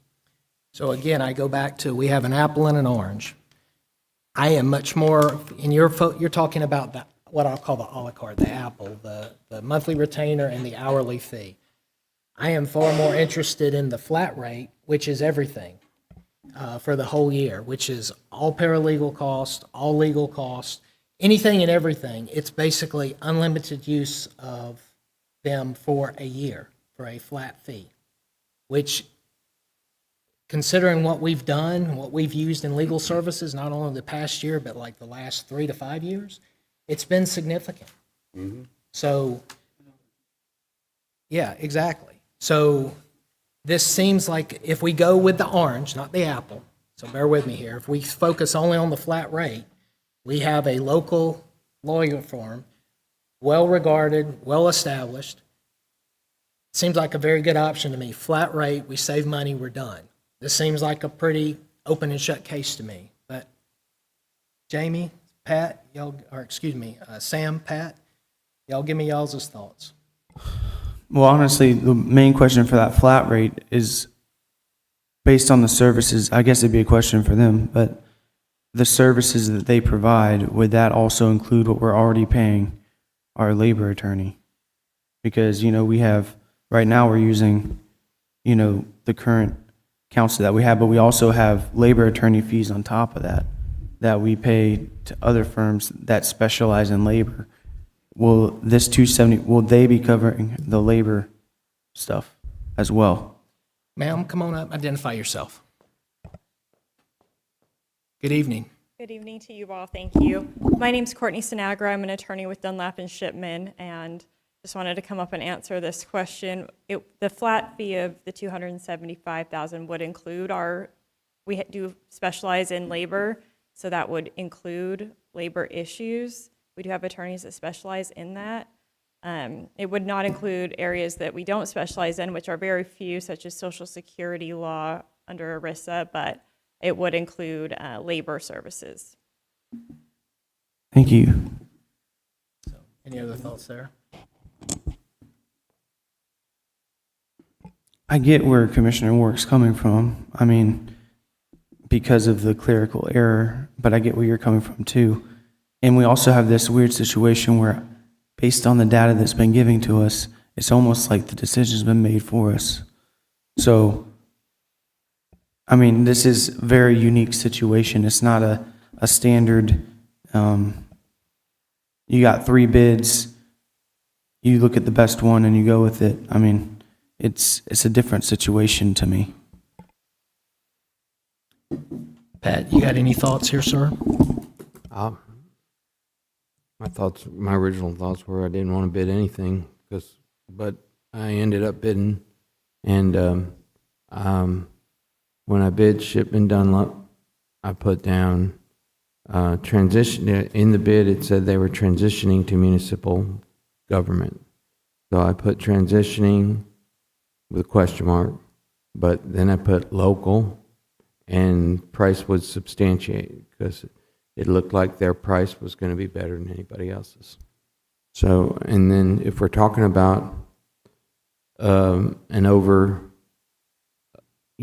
flat rate fee versus a monthly retainer, well, the flat rate fee would make the monthly retainer moot, wouldn't it? Yeah, apple versus orange. Yeah. Yeah. So I'm considering everything based on that. So, and I'd like an answer to the transitioning to municipal government and what's the manpower lineup and what's going on there. Traditionally, Dunlap and Shipman has focused on HOA law and different types of law, but myself and Mr. Eric Krebs have experience in representing governments. My whole legal career has been representing a county entity, and Before going to law school, I worked in government, and then Mr. Krebs, his experience is doing insurance defense. So insurance companies paid him to defend municipal and other governmental entity clients.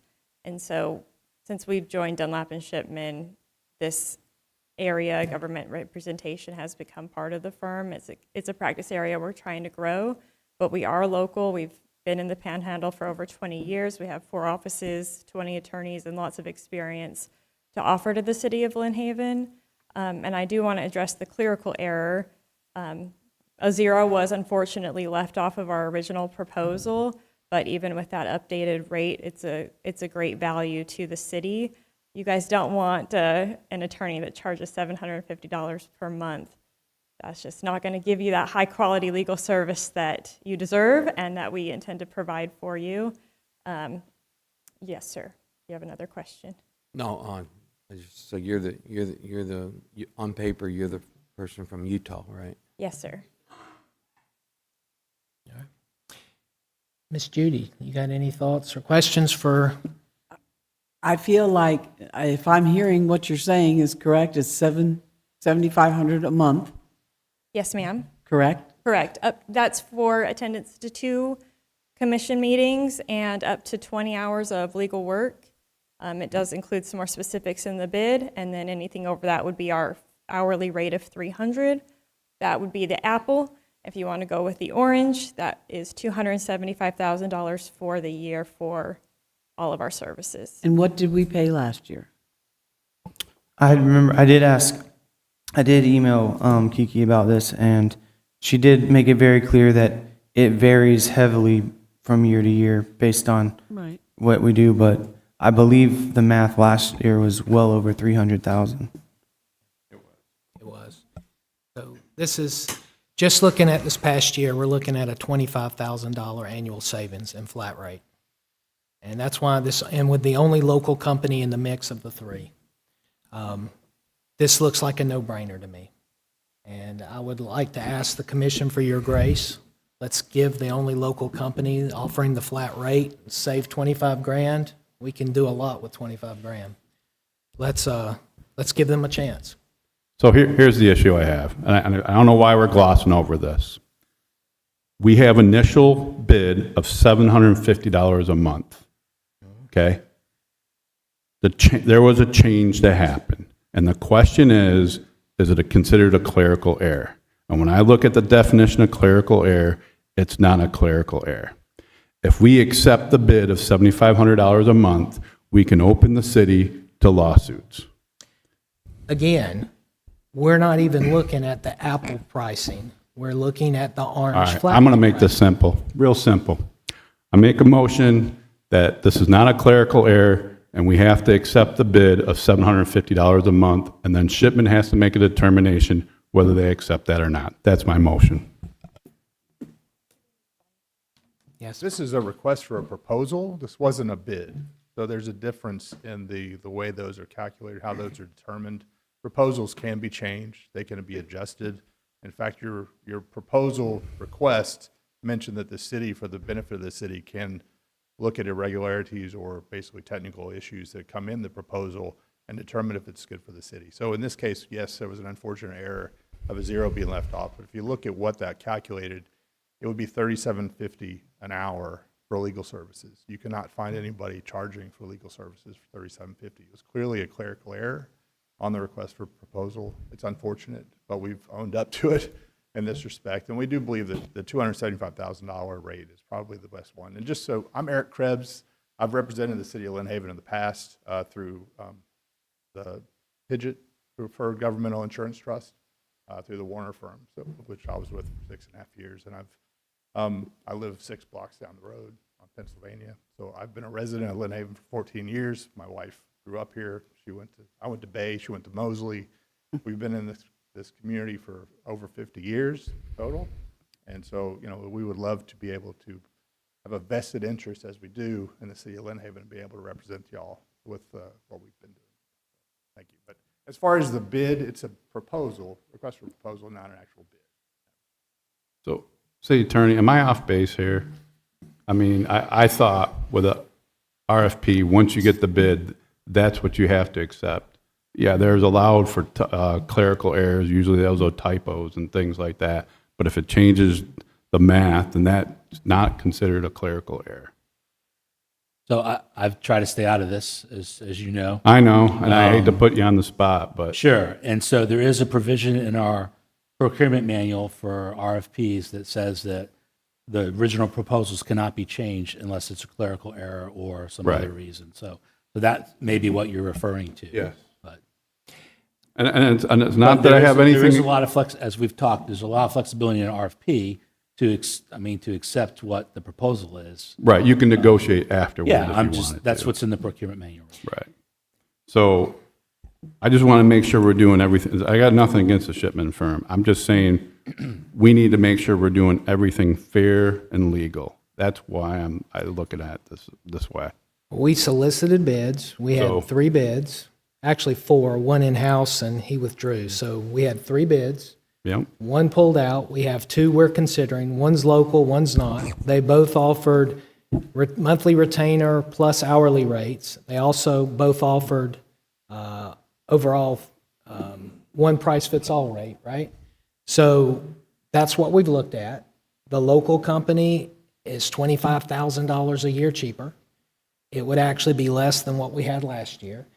If we move forward with the orange price for the one price for everything, the Apple a la carte prices is moot.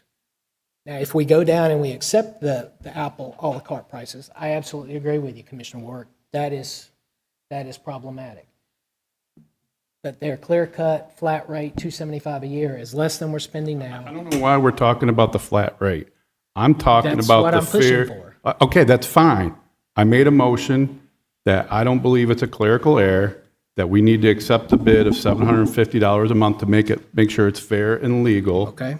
And then if it passes, then Shipman needs to make a determination of whether they're going to keep that bid or not. Okay. So that's my motion. Yes, sir. I have a motion. Do I have a second for Commissioner Warwick's motion?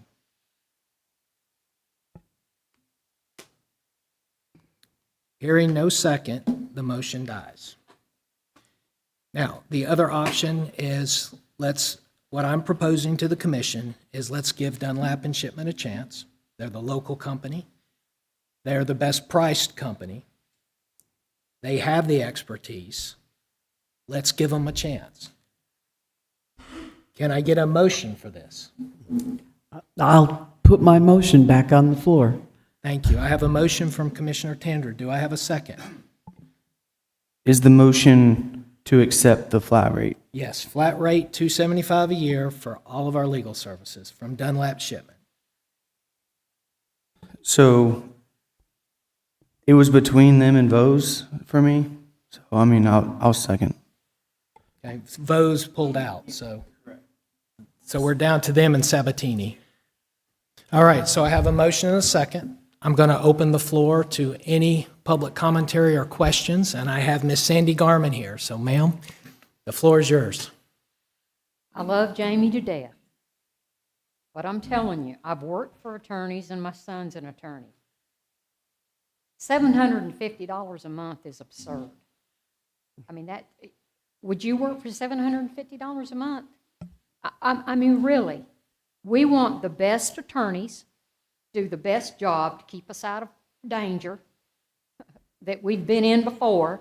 So I'm just telling you, I think that they've got a good price for what they're going to be doing, the flat price. And like I said, I've worked for attorneys, and $750 a month that's absurd. So, I mean, it was a clerical. I'm sure you've made mistakes before. I have. So you can't hold them to that. That's silly. So, You can address if you'd like. So this is not the first time it's happened. It's happened before. But it didn't just happen on one page. It happened on 2 pages. It happened on the very first page where it had to be handwritten in. And then when you look in the bid package, it was typed in. So there's 2 spots. And I'm not accusing anybody of anything. I'm sure it was an error. But it changes the whole entire proposal. And when you read our procurement policy, this is not a clerical error. And when it's not a clerical error, you have to accept that bid or it has to be withdrawn. That's the way I see it. And I understand what Ms. Garman's saying. I'm not arguing as far as whether they're a legitimate firm or anything. I know they're a legitimate firm. I know they're experienced. I'm just trying to protect the city. And I want to make sure we're doing this legally. That's the only reason I'm making this point. Yes, sir. Mr. Finch. Yes, I don't believe this was a bid. I believe this was a proposal. There's a hell of a bit difference. Yes, sir. You know, between a bid and a proposal. And I guess Rob could tell you about the Professional Services Act, or, you know, whatever it is. When the engineers come up here, and I've bid jobs for 60 years. That's all I've done. All of them government. Where it's Corps of Engineers, the Navy, the Army, whoever, the DOT, Georgia DOT, Alabama DOT. I've been through all the deals, 8As, minorities, or whatever. But this was a proposal. Well, see, in the engineers, you select one. You rank them. You remember how they rank them, Rob? 1, 2, and 3. And you always take the number one ranking, and then you can't even ask them how much money they're going to charge. You take them have a meeting with them after you've ranked the number one guy, and then you negotiate the contract. This one, y'all asked for proposals and the money to be wrote out. They wrote out the money. They said, hey, it's clearly they made a mistake on that deal. They got the 275. If y'all want a 275, you had a motion, you pulled the motion off at the 275, you got another motion on the floor for 4. I wouldn't open it up no more. When I get a first and a second, I can tell you one thing, get the vote, and then you'll stop all this stuff, and you won't be paying them $300 an hour for a couple of hours extra. First, second, and then a vote. You know, you got the deal. We need to do something. Yes, sir. Mr. Bashir. Real quick, and even in the world, if you could force them to accept $750 a month for this thing, by the time you pay their hourly fees, that's for them to come to 2 commission meetings a month. That doesn't include the CRA meetings, the board meetings, et cetera. You're going to have a lot of excess hourly charges that I think you're going to see that number would probably go past what the flat rate is. So whether or not you tried to hold them to $750 a month, I think at the end of the period, you would still end up paying more than you would pay with the flat rate. I liked the firm that withdrew, but they withdrew, and now we've got this. And personally, I think the flat rate is what you ought to do and just be done with it. Yes, sir. Thank you. Thank you, Mr. Bashir. Anyone else? Mr. Langford, and then how about ladies first, Mr. Langford? That's all right. All right, come on up then. You're next, Miss Day. I'm definitely not a lawyer, that's for sure. But I'm just curious on, Mr. Ward brought up some concerns there. It opens us up for a lawsuit. Is there a statute of limitations that somebody would have to sue us over this deal? I'm seriously asking that. Please. Statute of limitations for the RFP? Yeah, let's say they hire them right now, and somebody decides 8 years from now to sue us over this deal. Well, there's a general statute of limitations, but we also have a procurement manual that requires bidders that aren't successful to make a protest within a certain amount of time. Okay, so here's what I would offer then. If that's a valid concern that's brought up, they baked up this sandwich here with this clerical error, put it in the contract. If somebody decides to sue the city over their clerical error on this bid, that they'll cover it 100%, no cost to the city, if y'all decide to hire them tonight. Maybe that'll satisfy any concerns. If they're willing to do that, I mean, I forgot to write down a 0. That's kind of a pretty big deal, seems like to me. But, if somebody decides to sue the city, if y'all decide to hire them tonight, all right, if somebody sues the city over this deal, it's going to be written into the contract, black and white, that they're going to cover every bit of litigation, whatever it is that they got to cover on that lawsuit at no cost to the city. And that'll satisfy that concern, maybe. Just an idea. Thank you, Mr. Langford. Miss Day, let's get you a microphone. No, let's, hang on, man. Hang on. I'd rather you not have to yell. That way everybody can hear you. I guess, how did the bids or proposals go out? What happened here? Who sent those out?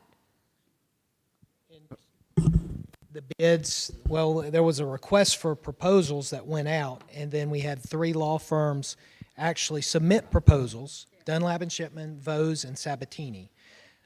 Vose has since withdrawn, so we have Sabatini and we have Dunlap Shipman.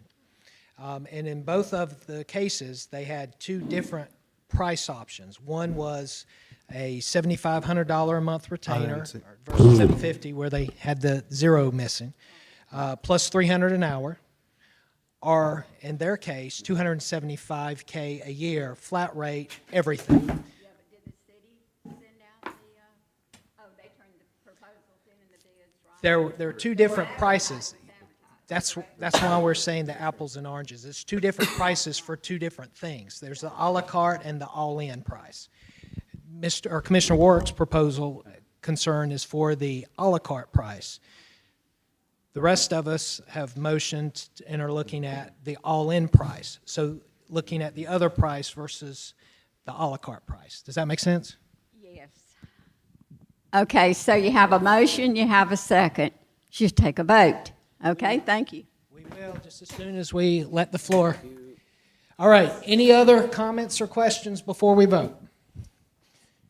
Hearing none, city manager, call the roll. And I could just say one thing before we vote? Sure. So in the procurement policy, it says modification prohibition. After the publicized submission, time and date, proposals should not be modified or allowed to be modified in any manner except for correction of clerical errors or other similar minor irregularities as may be allowed by the selection committee prior to making its selection. And in here, it talks about minor and major irregularities, and this is a major irregularity. But I'm just going to put it out there. You guys vote how you want. But I'm not trying to go against Shipman Firm. I'm just telling you this is what it says in the procurement policy, and I'm just trying to make sure we're doing it in a fair legal way. Yeah. Would you come up for a second? So you understand the dynamic here and what's being Yes, sir. discussed. I do. And you understand the clerical error that y'all had, that y'all identified. Yes. To Mr. Langford's point, and I don't know if you're authorized to do this or not, but I'll ask. There's only one other law firm at this point still in contention with y'all, and that's the Sabatini law firm. Right. If the Sabatini law firm was to protest us selecting you for the all-in price, when you had an administrative error on the hourly a la carte price, I don't know that that would be legally sufficient, but let's say it is, and they want to sue us because we hired you versus them for the other price, for the other proposed option. Right. Will y'all defend us for your error? Well, we'll defend you if we are your attorneys in any lawsuit because we would be your attorneys, and that's part of our proposal. I don't know that, I think he mentioned something about us paying for it. I'm certainly that's above my, my level, but I certainly appreciate Commissioner Warwick's point. It is for you all to decide if that is a clerical error or not. We believe it was a clerical error, and that is for the a la carte option. It doesn't. You're correct, Mr. Mayor, in your apples and oranges metaphor that the $275,000 is part of the original proposal that was given, and so if that is the option chosen, I don't think that clerical error should affect, but that is for you all to decide. But if you hire us for your attorneys, then we would certainly defend you in any lawsuit that is brought. And you're all in at that point anyway. Yes. All right. Any other questions or comments?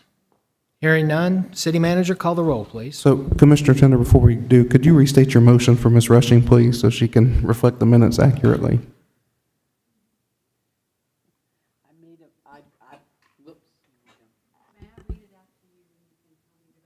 Yes, please.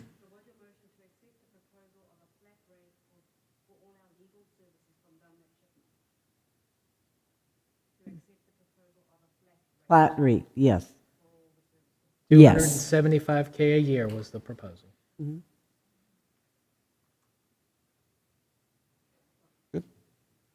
Commissioner Tender, Yes. Commissioner Peebles, Yes. Commissioner Perno, Yes.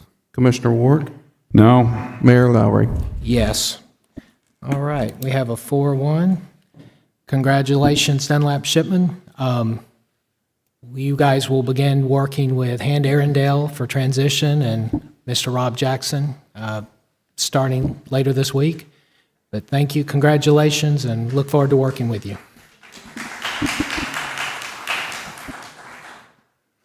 All right, next up, number 12, discussion and possible approval of Resolution 2026-07-563, Lift Station 26 refurbishment in the amount of $67,692, City Manager. A resolution of the City of Lynn Haven, Florida, approving an agreement with Marshall Brothers Construction and Engineering Incorporated relating to the refurbishment of Lift Station 26 in the amount of $67,692. And Mayor, we've got some work we've got to do over at Lift Station 26. Staff reached out, got 3 quotes, and Marshall Brothers is the lowest. And this will be funded out of the sewer department with the R&M infrastructure and the lift station rehab. Yes, sir. And do you remember offhand, City Manager, how many lift stations do we have right now that are in the pipeline for this maintenance? For It overhauls? varies. I mean, it just depends on if we have some that have immediate repairs that are needed and some that are on a transition. Well, there's some that need a lot of love, and then there are some just kind of on an annual maintenance or a scheduled maintenance plan, right? Yeah, we've got about probably 11 that are in immediate repairs stage. Out of how many offhand, do you remember? 76. 76? Okay, thank you. Any questions among the commission for this? Was this the, refurbishment? sorry, No, go ahead. was this originally in the budget? Was this a budgeted item? We have lift station rehab and R&M infrastructure in the budget, yes, sir. Okay. Yeah, it makes sense, because you don't know exactly which lift station, maybe. All right. Okay. Any questions or concerns? If hearing none, can I get a motion to approve? I'll motion to approve. Second. I have a motion and a second. Thank you, gentlemen. Any concerns from the public or questions regarding lift station maintenance for Lift Station 26? Hearing none, City Manager, would you call the roll? Commissioner Peebles, Yes. Commissioner Perno, Yes. Commissioner Ward, Yes. Commissioner Tender, Yes. Mayor Lowry. Yes, thank y'all for that. Item number 13, discussion and possible approval of Resolution 2026-07-564, Procurement Policy Amendment. City Manager. A resolution of the City Commission of the City of Lynn Haven, Florida, approving updates to the city's procurement policy manual, repealing all resolutions or policies in conflict herewith, and providing an effective date. And back in December of 2025, we brought the commission an updated procurement policy. We said we were going to use it about 6 months or so to work out any other kinks and issues we had. Staff has done that. Mr. Bracy has been working with staff on any changes, along with Ms. Jackson, or Mr. Jackson and Ms. Myers. Got those changes implemented, and this is the revision for that. Okay. Any questions or concerns among the commission? None? If none, may I get a motion to approve? I'll motion to approve. Second. I've got a motion and a second. Any questions from the public on this one? Johnny, come on up.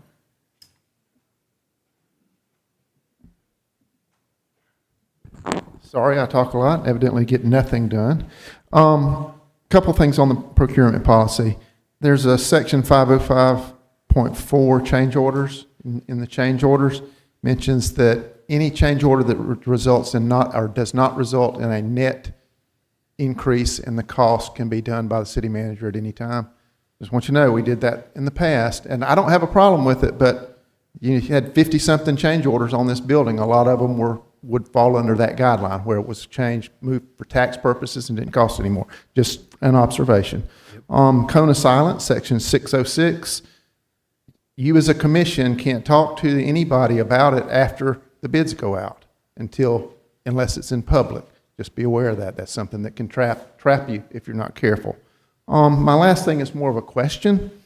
And as much as I hate to even bring this forward because I think it needs to be in there, there's an affirmative action section in the the purchasing policy that says that you're going to look at minorities, women-owned, veteran-owned businesses. I don't disagree with that policy, but in the current political scheme with DEI and what have you, is that something that is going to be enforceable in this policy, or is it something that we need to discuss? Good point.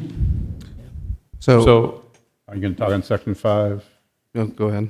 I know I talked to Mr. Lightfoot about this and this was how it was written before, that if there's any change orders, it's based on how the contract's written. What was that called? Yeah, 10% leeway of. Well, it's not like that anymore. No. But at the beginning of the contract, what do you call that if there's any change orders? Contingency money. Contingency.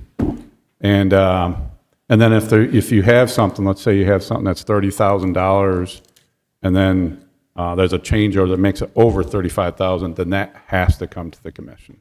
Did I get that all right? Yes, sir. If there's a deductive change order, it wouldn't have to come to the commission, or if it's a change order for weather days or non-contractual change order, then it would not come to the commission. I'm assuming this would be you, city manager, or it might be Mr. Jackson as well as city attorney, but do you want to speak to Mr. Bashir's DEI concern there? So to my understanding, Mr. Bracy can probably address it better, but that is a requirement for a lot of our grants and other funded projects that we have to have that language in the bids.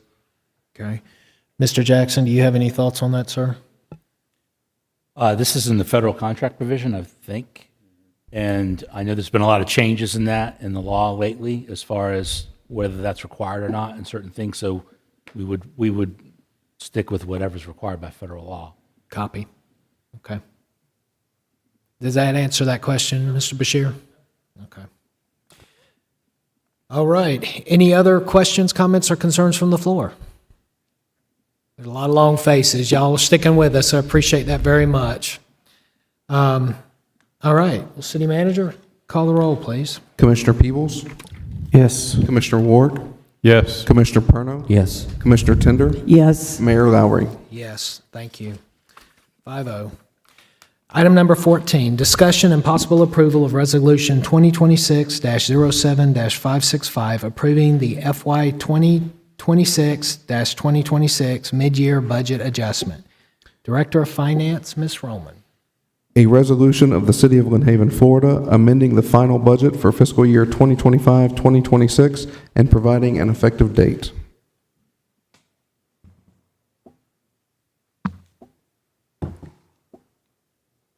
So I bring to you this budget amendment for a second time in mid-year. This was brought in because of a couple of projects that we needed to add into the budget. One is for the Wyoming Avenue HMGP Project 22031, and one is for the 10th Street Infrastructure Project number 22032. This is adding money to the stormwater. Both are refundable, so that's actually budget neutral. Because I had the opportunity to look at the budget again, I went through and analyzed 9 months worth of actual data. So I've made some modest changes throughout the budget just to get it tighter to what actuals will be by the end of the year. It did result in a 2% reduction in general fund, but a 2% increase overall. And again, that's primarily for the stormwater projects that I just described. Can I answer your questions? Any questions? So just to confirm, the heavy hitters are budget neutral, Yes, and everything else is just kind of tightening up actual data. yes. So, thank you. Any other questions or concerns from the commission? No, but I will also note that we will have to bring back another budget resolution next meeting, or budget amendment next meeting, to cover the settlement that was approved earlier tonight. Say that one more time. We will have to bring back a budget amendment at the next meeting as well to cover the settlement that was approved earlier tonight. Okay. That is Copy. not included in here. Understood. So what's the variance difference right now? Is it budget to the good or budget to the bad? General fund is going down by 2%. So it's going from About 400,000, you said? Yes, almost exactly 400,000.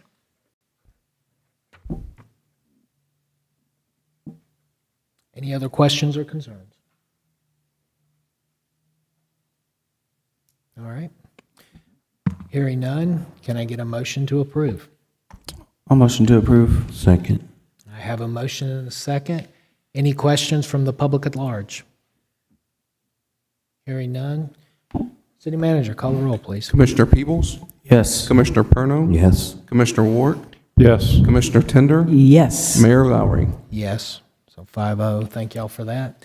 Number 15, discussion and possible approval of Resolution 2026-07-566, duplication of benefits policy approval per Florida Department of Commerce requirements. City Manager. A resolution of the City of Lynn Haven, Florida, adopting a policy regarding the duplication of benefits in state and federal grants. Mayor, we've got several CDBG grants through the Department of Commerce. They did an audit as required a few months ago. One of the findings was we needed a duplication of benefits policy. They provided the template. Ms. Jordan and Ms. DeCernia went through, completed everything, submitted it back to the state. They approved it. Now we just need you all to approve it so that we can send the official copy to the Department of Commerce to be in compliance. Any questions from the commission? Make a motion, we accept.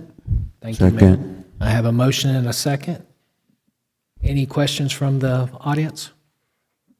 Hearing none. City Manager, would you call the roll? Commissioner Tender? Yes. Commissioner Perno? Yes. Commissioner Peebles? Yes. Commissioner Ward? Yes. Mayor Lowry? Yes. Thank y'all for that. Item number 16, discussion and possible approval of Resolution 2026-07-567 to award IFB 25.26/19 asphalt services to Insight Contractors Incorporated as needed and not to exceed $100,000. City Manager. A resolution of the City of Lynn Haven, Florida, approving a service agreement with Insight Contractors Incorporated for asphalt repair services on an as-needed basis in a total amount not to exceed $100,000. Mayor, we bid out asphalt services. We've had several times where we've had larger asphalt repairs, and we had to get 3 quotes. It is hard to get 3 quotes because they're small patches compared to what several of our contractors around here do. So we put it out to bid so we can have this company in place for any of our asphalt repairs on an as-needed basis. So just to clarify, this is stuff that's too big for our own in-house public works folks to be able to do? Correct. So this is your first round backup, right? Coming in to be able to do whatever repairs that our own public works crew can't do. Correct. We will utilize them for any of our typical asphalt cuts and stuff that's too large for our patch truck, or if our public works crews get behind. Okay. And have you worked, or has the city worked with this particular contractor before? No, sir. How were they selected? They were the low bidder. The low bidder? Yes, ma'am. And they're located in Panama City? Crestview. And they have asphalt? I'm sorry? They have asphalt?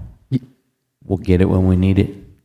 They do not have an asphalt plant, no, sir. They will go get asphalt from wherever they utilize CW or Anderson or American Sand. They'll buy asphalt from them and put it Wasn't in. that our problems before, that we couldn't get asphalt sometimes on scheduling roads? to If be- the bigger companies are paving, it is hard to go get asphalt. Yeah, yeah. I know that we've had that happen before with some of our potholes and little stuff that we've had sand in there and not asphalt. Yeah. All right. Any other questions from the commission on this one? Like to make a motion, we go with the low bidder. Got a motion? Do I have a second? I'll second. I just wanted to add that, thank you for adding the not to exceed. That's very important. So the not to exceed 100,000, because we've had it years ago where it was just, we had a contract with a contractor and there was no max amount, and they would, by adding that 100,000, we're guaranteed budget-wise that it will not go over 100,000, and I think that's important, so And that's, just wanted to recognize that. yes, sir. And that's, just to clarify Commissioner Peebles' point, that's 100,000 for the year, right, for the contract? That's correct. That's not at one time. That's correct. We have several resolutions that you all have approved this year that the contract is for a multi-year term. We will have to bring new resolutions in October for the new fiscal year for the not-to-exceed amounts. Copy. Mayor, I did research this company too, because they advertise as a development company, construction and development, and I never saw anything about asphalt either. But I haven't heard of them, but they're from up in near my neck of the woods and where I grew up. This is actually Okaloosa County on the other side of Walton County in Crestview. But that place has been growing and booming for the last 20 years, something major. So if this is a construction contractor company over there, I'm sure they're quite readily used. And they're probably trying to get into this market. Hence the bid. Any other thoughts, questions, or concerns, City Manager, with us approving this tonight? No, sir, it will greatly help us out. All right. Well, we have a motion and a second. Any questions from the audience? I see two. That's all right. We'll do Mr. Langford, Miss Day, and then I'll get you, ma'am. I was just curious. I was asking Mr. Baker back there. I didn't know if there was a discussion that occurred to make a determination as to whether this 100,000 comes out of the surtax money, or why it would come out of the general fund and not the surtax, or why it's better or worse to do either or. So that was just my question. I didn't know the thought process on that. Where is this money? Which fund is this money coming out of? And if it's not the surtax, why not? And that was it. Yeah. This comes out of our general fund street department, the R&M infrastructure line item. It doesn't make any sense to put the small little repairs out of surtax money when surtax is for our larger projects and big infrastructure improvements. The only reason I asked that is I don't know, I haven't been on that committee in a while, the surtax committee, but I don't know what the health of that fund is versus the health of the general fund. That's why I asked that question. If that's healthier, we know how constrained. I mean, we spent $2.8 million more than we brought in this year. So we're not balancing the checkbook here. The intent of this is to actually save money. By this price, it's pretty cheap. So we have several asphalt work orders out there, and we will compare and do the math to see if it's cheaper to do some of this work with utilizing this company versus some of the in-house on the smaller repairs as well. Okay. Thank you for that. Good question, Mr. Langford. Ms. Day. Oh, yes. I would like to ask who chooses select the bid? Who selected it? Yes, ma'am. So we had 7 companies bid on this project. No, but who selected it? Well, the commission hopefully is about to. No, but who selected this bid? You mean That's all I want to know. It's not scored. It's based on price. So this. I know, but Chris, you know what I'm talking about. Okay, did it come through the engineering company? No, ma'am. Mr. Bracy. Did it come through Stantec? No, ma'am. Mr. Bracy, our procurement manager, put the bid package together. Yes, but it comes through one of those companies. Am I correct? No, ma'am. Okay, I'm wrong. Okay. This has been going on too long, commissioners. He could sit up there and tell you all he wants to tell you. He was here in 2020. He has been promoting certain individuals. He knows what he's doing. It goes through channels, and you need to go, and don't grin at me, okay? You take this serious, Chris. Take it serious. Okay, this is something he has been doing. He went down to the county, and he's drumming up all these $100,000, and you all need to really be questioning it, because the taxpayers cannot afford all this stuff that he's doing. They're going to come up with a big plan. I see it right now. It never fails. I was in this too long to see how it's worked. And let me tell you, it's going to come up a big plan for stormwater. You need to go and read is all I can tell you. This guy's got some plans on the move. It's through Panhandle Engineering, Chris Forehand, and also you've got your Stantec people that's right there. They're promoting all of it. Chris, there's a lot to this. And please be honest with the taxpayers, okay? Don't come up here and start promoting all these again.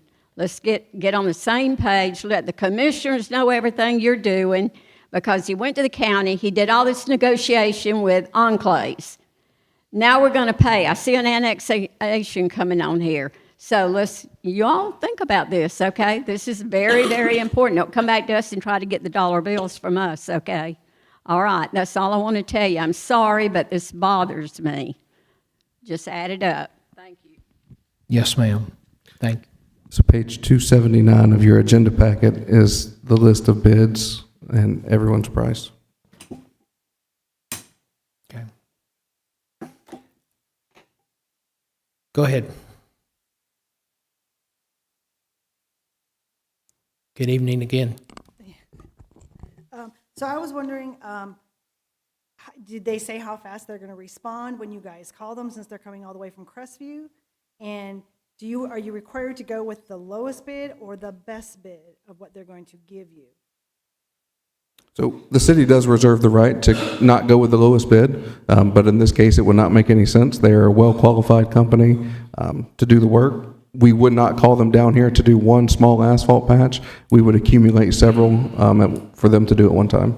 Okay, I was just wondering, because Ms. Tinder said that when she looked them up, they didn't have anything about asphalt, and he said that with Crestview growing, what makes you think that they're going to respond to you quickly? So they have multiple pictures on their website of them doing asphalt work, but they are an asphalt company. There's companies from all over the Panhandle that work in Bay County every day, so we don't have any concerns about them being responsive. Thank you, ma'am. All right. Any others? Hearing none. City Manager, would you call the roll? Commissioner Perno? Yes. Commissioner Peebles? Yes. Commissioner Ward? Yes. Commissioner Tender? No. Mayor Lowry? Yes. All right. 17, discussion and possible approval of Resolution 2026-07-560 to purchase 2 Ford Police Interceptor utility SUVs. City Manager. A resolution authorizing the City of Lynn Haven to purchase 2 2026 Ford Police Interceptor utility SUVs from Akins Ford and to trade in one vehicle to offset the purchase price. And Mayor, as described in your car, you all approved the surplus of the dually that's been parked out at the senior center for a while. We attempted to sell it twice on Gov Deals. The first time it did not meet reserve. The second time the buyer did not pay for it. So Captain Blaylock reached out to Akins Ford, worked a deal for a trade-in. We also have some insurance revenue from 2 of our vehicles, a Tahoe and an Explorer, that were totaled to help offset some of this cost. It will cost $50,776 out of the police budget. Just so everyone is aware, City Manager and I have personally talked about this one.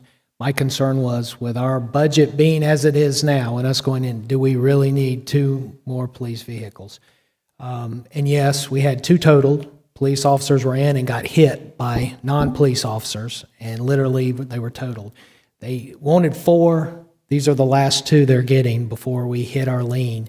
Of the 2 decked out, it's $96,000. We have a dually that's that had gone up for govsdeals.com twice. It didn't go the first time. The second time, someone bid on it but didn't pay the bid, so it closed out and canceled. They're going to be able to get $46,000 worth of trade-in value on that. So they're getting 2 new vehicles for $96,000. They're getting the trade-in for what we were trying to do the dually for $46,000. So this is roughly $50,000 for 2 fully decked out police cruisers, which will be the last ones the Lynn Haven PD will be getting for a while. They wanted 4, they're getting 2, and we're getting it for basically half the price of what we would otherwise, because we were able to trade in, and we're getting good trade-in value on the dually. So a couple things to clarify there, Mayor. We're getting 42 for the trade, and they are not decked out. We pay for that separate. They're not. Right, that's separate. You still have to deck that out. Yes, sir. That's purchased. How much is that? It's about $15,000 per. Well, I apologize. I fully misunderstood that, and I screwed that one up.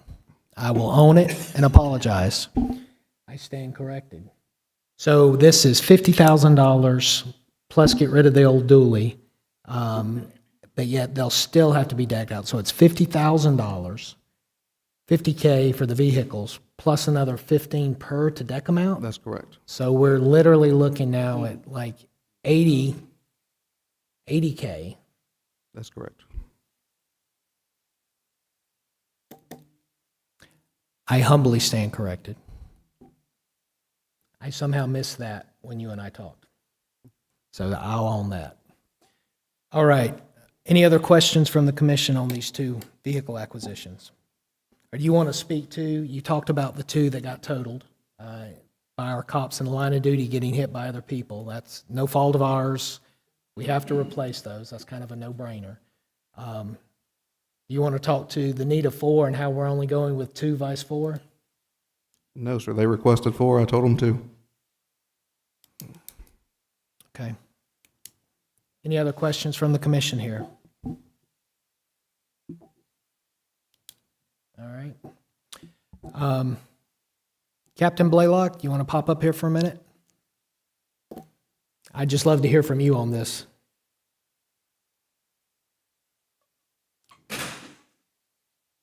No worries.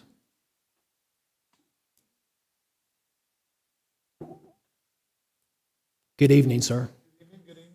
So talk to us a little bit. I managed to screw up the math here. I think it's been unfuzzied at this point. So you're getting two $96,000 vehicles, but you're getting the 42,000, I think you said, trade-in credit for the old dually. We tried to gov deals. Yes, sir. So we're looking at about 50K, but then it's going to take about 15K per to fully equip 15K to them. put in the emergency lighting equipment, yes, sir. Okay. So 15,000 per vehicle to get it set up for emergency operations. The vehicles are police pursuit rated vehicles.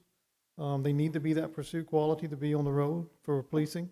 They are $46,000 each. With the $42,000 trade-in, that gives us a really good deal on getting 2 vehicles. We're paying $3,000 for one and $46,000 for the other.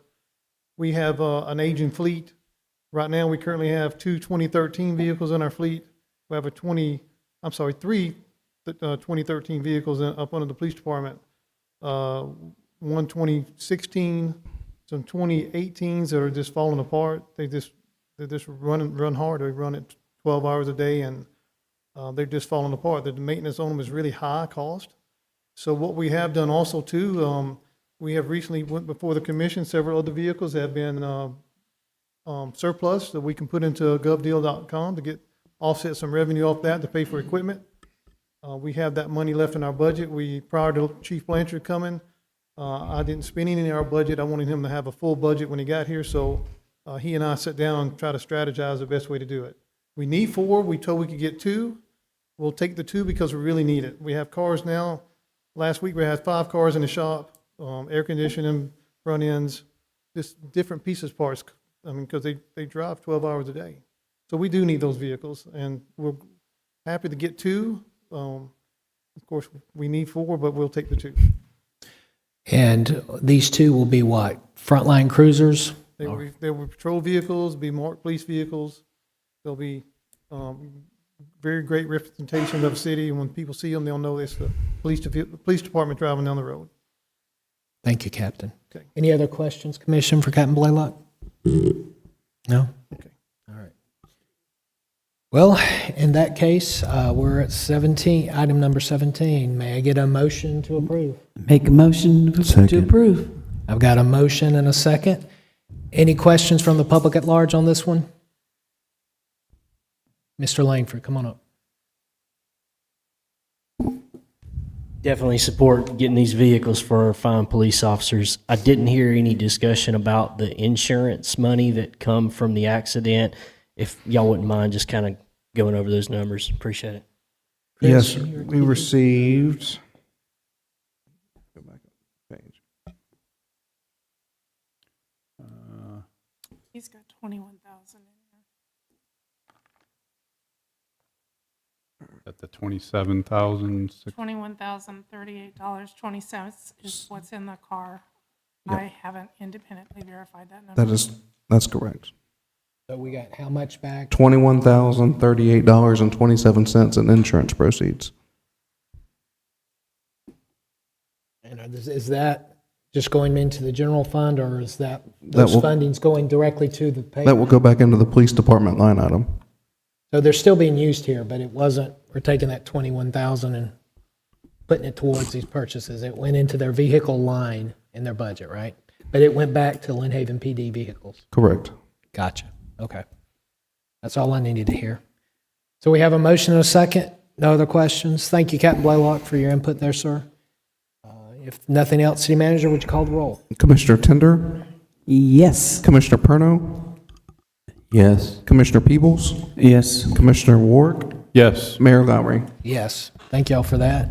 All right, 18, discussion and possible approval of Resolution 2026-07-562, approving temporary voluntary annexation fee waiver. City Manager. A resolution of the City of Lynn Haven, Florida, waiving city annexation application fees for certain properties located in unincorporated areas within, surrounded by, or generally situated within the overall city boundary and receiving city services, identifying such properties generally on Exhibit A, authorizing an annexation outreach campaign to encourage voluntary annexation, providing for administration, providing for limitations, and providing an effective date. Mayor, back in 2023, the county and the city entered into an interlocal agreement to eliminate some of these enclaves that we have, like along 389. Nothing has been done with it so far. We now have Ms. Grand Prix on board. We're asking to waive the annexation fees of $200 for the next 180 days so that we can try to get some of these parcels annexed in and eliminate some of the enclaves. I have a question. Is it approximately about 33? How many parcels? I believe there were 47 parcels total. I knew I wasn't counting right. And Gina, can you tell us what you hope to achieve by doing this? This will bring in some of those, Chris could probably explain it a little bit more, but these are areas that are currently serviced within the municipal service boundary. So they're receiving some city services, definitely emergency services, but some have sewer services, some have water services, maybe some have both. They're bringing them into city, they get a right to vote, and they get additional benefits as being part of the city. I think millage is part of that as well. And this conversation too came from the Finance Review Committee as, hey, what kind of campaign can we do to get some of these other parcels to annex in? Page 301 of your packet shows the city boundaries, and the pinkish colors there show the parcels that are part of these enclaves that we'll be reaching out to. I actually watched y'all discuss this on your July 2nd board meeting, and yeah, I mean, it seems like a no-brainer. And the interlocal agreement that was signed in March 28th of 2023 is for a 5-year term. So if we go through this term and we're not having any luck with any of the parcels annexing in, we will likely present to the commission to ask the county to terminate the interlocal agreement if it's not working. Any other questions among the commission? I just like that it's an innovative idea where you're not forcing someone to annex in, you're allowing them to. And then on top of that, waiving it to incentivize them coming in. Good point on the utilities, because maybe something we want to push to these people is your utilities will go down. Because if you're not part of the city and you're utilizing our utilities, there's like a 20% bump or something like that. 25%. So if they annex in, I mean, they could ultimately be saving money. Correct. And some of those may be able to, I mean, they can connect to city sewer if they have a septic tank, but this may incentivize them to do so sooner than later. I think the distance is 300 feet. If a utility is within 300 feet of a property, when they annex in, they're required to connect. So, and just to be clear, so you understand, this just waives the fee, their application fee. They will still have to do the survey and pay those costs, but at least this is a $200 discount. So It might entice somebody. For sure. We hope so. All right. Well, thank you, Miss Gina, for that. Make a motion, we accept. I'll second. Thank you, ma'am. Thank you, sir. I have a motion and a second. Any other questions or comments from the audience? Ms. Day? Commissioner Warwick's going to bring you the microphone, ma'am.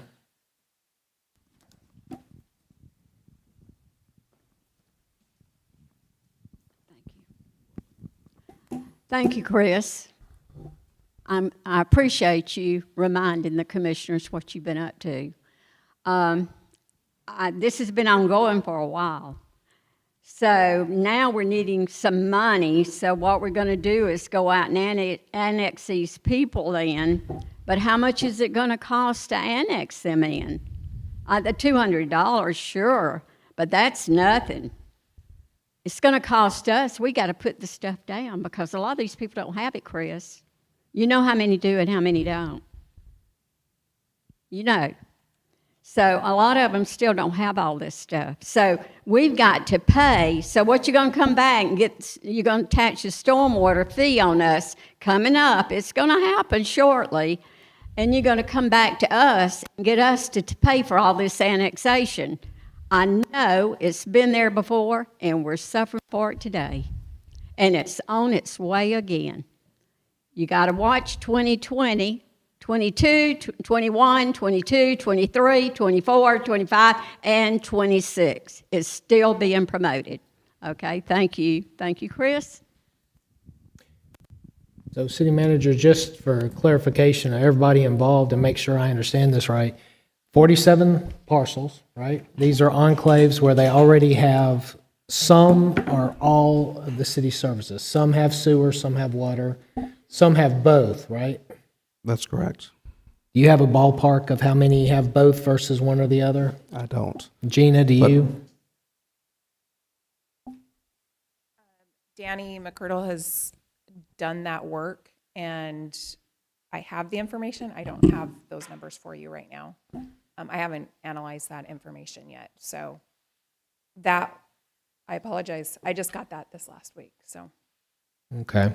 So there is no intent for us to run utilities in the locations. We do not.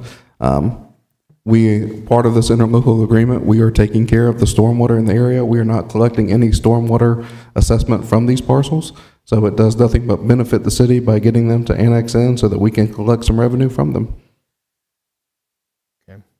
So there's no additional cost, just to clarify. There's no additional cost here. We're asking them, hey, come vote, come be Lynn Haven citizens, come be part of us. Yeah, you're going to pay taxes, but you're going to vote. Yes, sir. Okay. All right. Any other questions or comments from the audience? Hearing none, City Manager, would you call the roll? Commissioner Tender?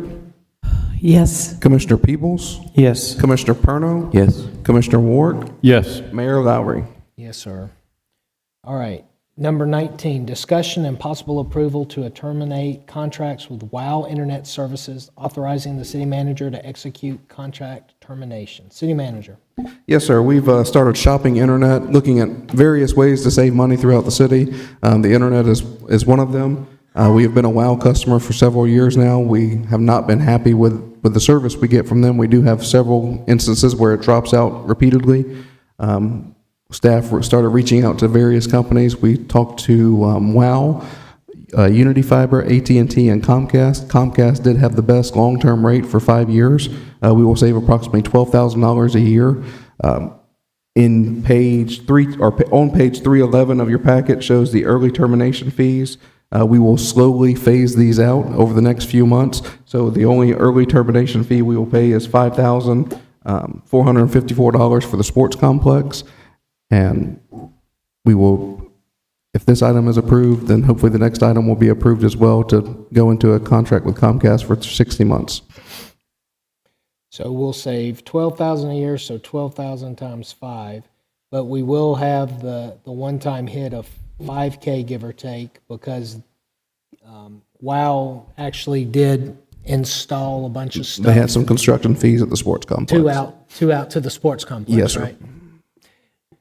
Is this fiber optic? Yes, sir. This will provide internet services to every facility we have except the Bayou Preserve, which utilizes Starlink. The construction cost out there was, I believe, $120,000 or something like that. Correct me if I'm wrong, but this will also be kind of a hub and spoke. You'll have a main hub here, and you'll be sending the fiber optic out versus kind of the hodgepodge of just wherever they can tap That's into correct. in the local community. Right? All right. Any other questions? No, I think this is a no-brainer for me. Okay. Make a motion. I'll second. Got a motion and a second. Any questions from the audience on this one? All right. City Manager, call the roll. Commissioner Tender? Yes. Commissioner Peebles? Yes. Commissioner Perno? Yes. Commissioner Ward? Yes. Mayor Lowry? Yes. All right. Number 20, discussion and possible approval of 60-month contract with Comcast for internet services based on what we just said for number 19. Anything else you want to add to that? No, sir. As I stated, it is about a $12,000 a year savings for the city and hopefully more reliable service. I know we've had some really bad experiences with WOW, so hopefully so. All right. Any other questions from the commission? I'll motion to approve. Second. Got a motion and a second. Thank you, sir. Thank you, ma'am. Any questions from the audience on this one? Come on up, Johnny. Just a question. I noticed in the proposal that Leslie Porter Park, Sheffield, A.L. Kinsaw, Kane Griffin all have internet or connections with this. What are those? Where are those? What are the purpose of those? So many of the parks have cameras and Wi-Fi capabilities. Then the Garden Club, the Senior Center, we provide internet services for the people that rent those facilities. Okay, I was just wondering about the parks. Not Yes, sir. We have cameras at all of our parks, and they run off the Wi-Fi. Okay, thank you. As well as the concessions. Any other questions for number 20? Hearing none, we're getting to the end, y'all. Hang with us. We're almost done. Fund meters are pegged across the board here. All right, we have a motion and a second. City Manager, would you call the roll? Commissioner Peebles? Yes. Commissioner Tender? Yes. Commissioner Perno? Yes. Commissioner Wark? Yes. Mayor Lowry? Yes. All right, 21, discussion and possible approval following advice and consent on the appointment of Captain Brian Blaylock as the new Chief of Police for the City of Lynn Haven. City Manager. Yes, sir. As you all know, Chief Blanchard submitted his resignation. We advertised the position internally after discussing with Chief Blanchard on the best steps to move forward. We thought it was best to stay internally this time. We had two applicants, Deputy Chief Enfinger and Captain Blaylock. We conducted interviews with myself, Chief Blanchard, and Chief Smith from Panama City, and we all were in agreement that we thought it was best to move the agency forward with the selection of Captain Blaylock as our next chief. Make a motion to accept. And Deputy Chief Enfinger will continue to serve, and so basically our number 3 officer will become our new number 1 officer. Our number 2 officer will remain our number 2 officer, and they will continue to tag team. Yes, sir, and Deputy Chief is actually at a 2-week leadership class right now, started yesterday, so he will still remain in his role as is. Copy that. All right, I'll second. I have a motion and a second. I'll open up the floor. Any questions or comments from the community? Hearing none. City Manager. Commissioner Tender? Absolutely yes. Commissioner Peebles? Yes. Commissioner Perno? Yes. Commissioner Wark? Yes. Mayor Lowry? Yes. Congratulations, Chief.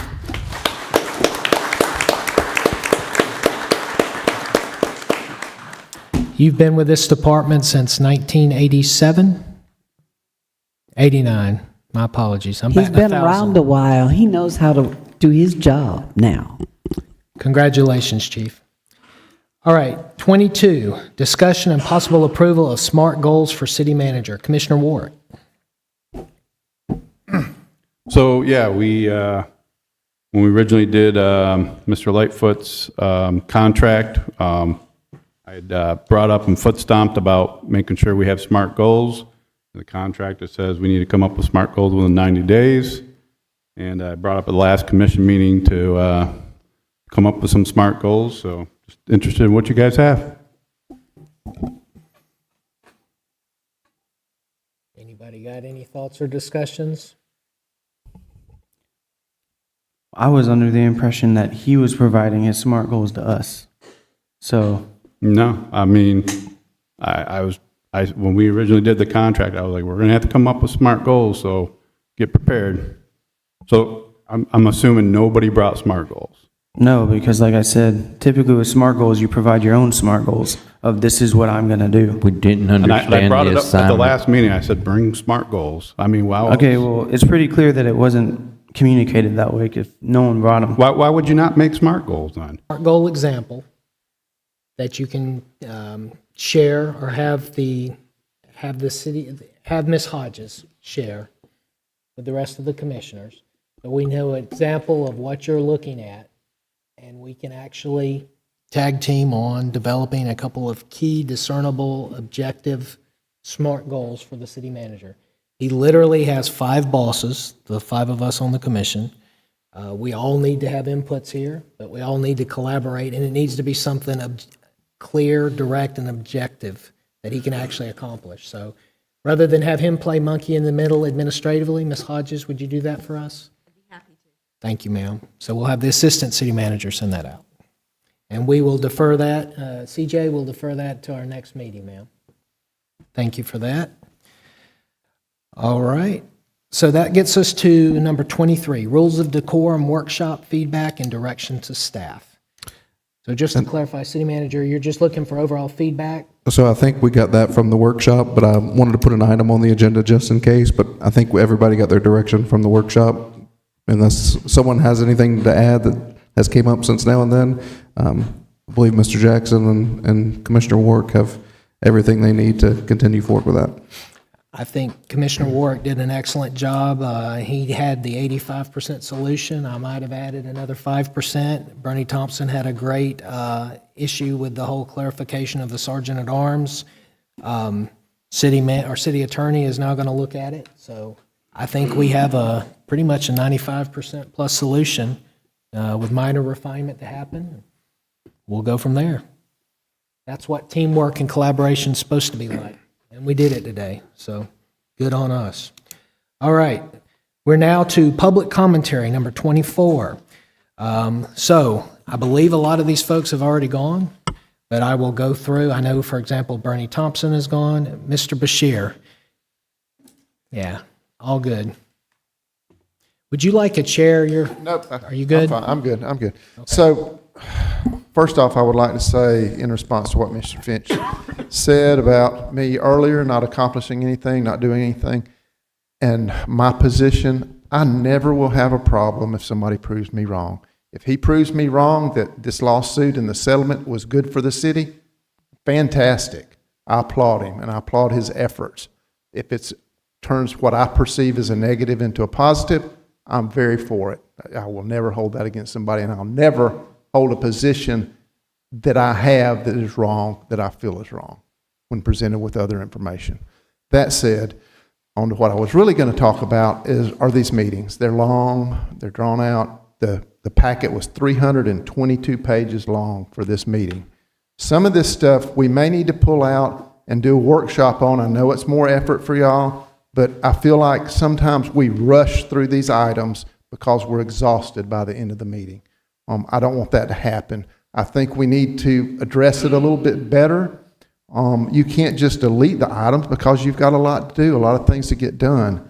But at the end of the day, there's probably a better way to do it than at a single meeting. When sometimes you've got a long agenda and they're really simple items, sometimes they're not. But you need to look at those agendas and pull some stuff out for some special meetings or something like that. Y'all been here since 3 o'clock. It's going on, 7:30 right now? Maybe 8 o'clock. 8 o'clock. That's a long time, and you get fuzzy after a while. I just think that you may need to pull some of that stuff out and do some workshops ahead of time or go back to pre-meetings. I know that's not a popular opinion, but that's something that I think should be considered.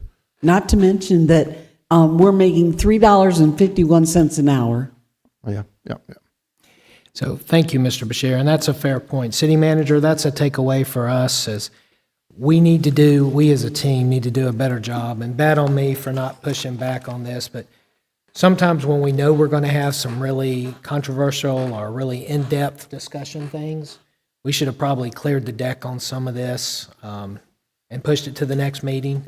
Or if we get to a point where you really need a lot from us, maybe we need to, not that we need to have a meeting every week, but maybe we need to set up and have a special kind of once a quarter or twice a year kind of house clearing event where you got a lot of stuff we need to do.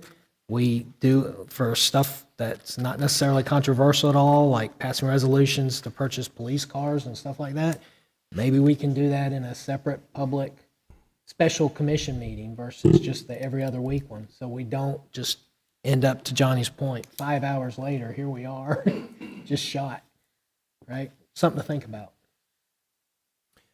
Ms. Garman, did you want to come up, ma'am? Oh, yeah, go ahead. What I'm going to speak about is controversial. I have a lot of very dear friends that I love dearly that do not like the flock cameras, but I like them. I have a lot of friends who are police officers. Flock cameras have helped catch a lot of criminals. I work really big in with the child abduction, and it has helped save a lot of children's lives.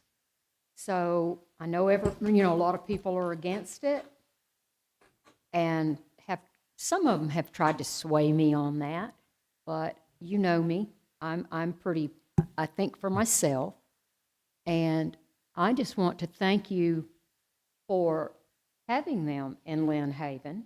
I'm probably one of the few that, but I have a lot of friends as well in Atlanta and the other bigger cities that have said it has saved a lot of lives. And with as many people that are coming to our area, I think flock cameras is a great idea, and I appreciate you guys having them here. That's just from me. I want to say thank you. Thank you, Ms. Garman. Mr. David Wagner.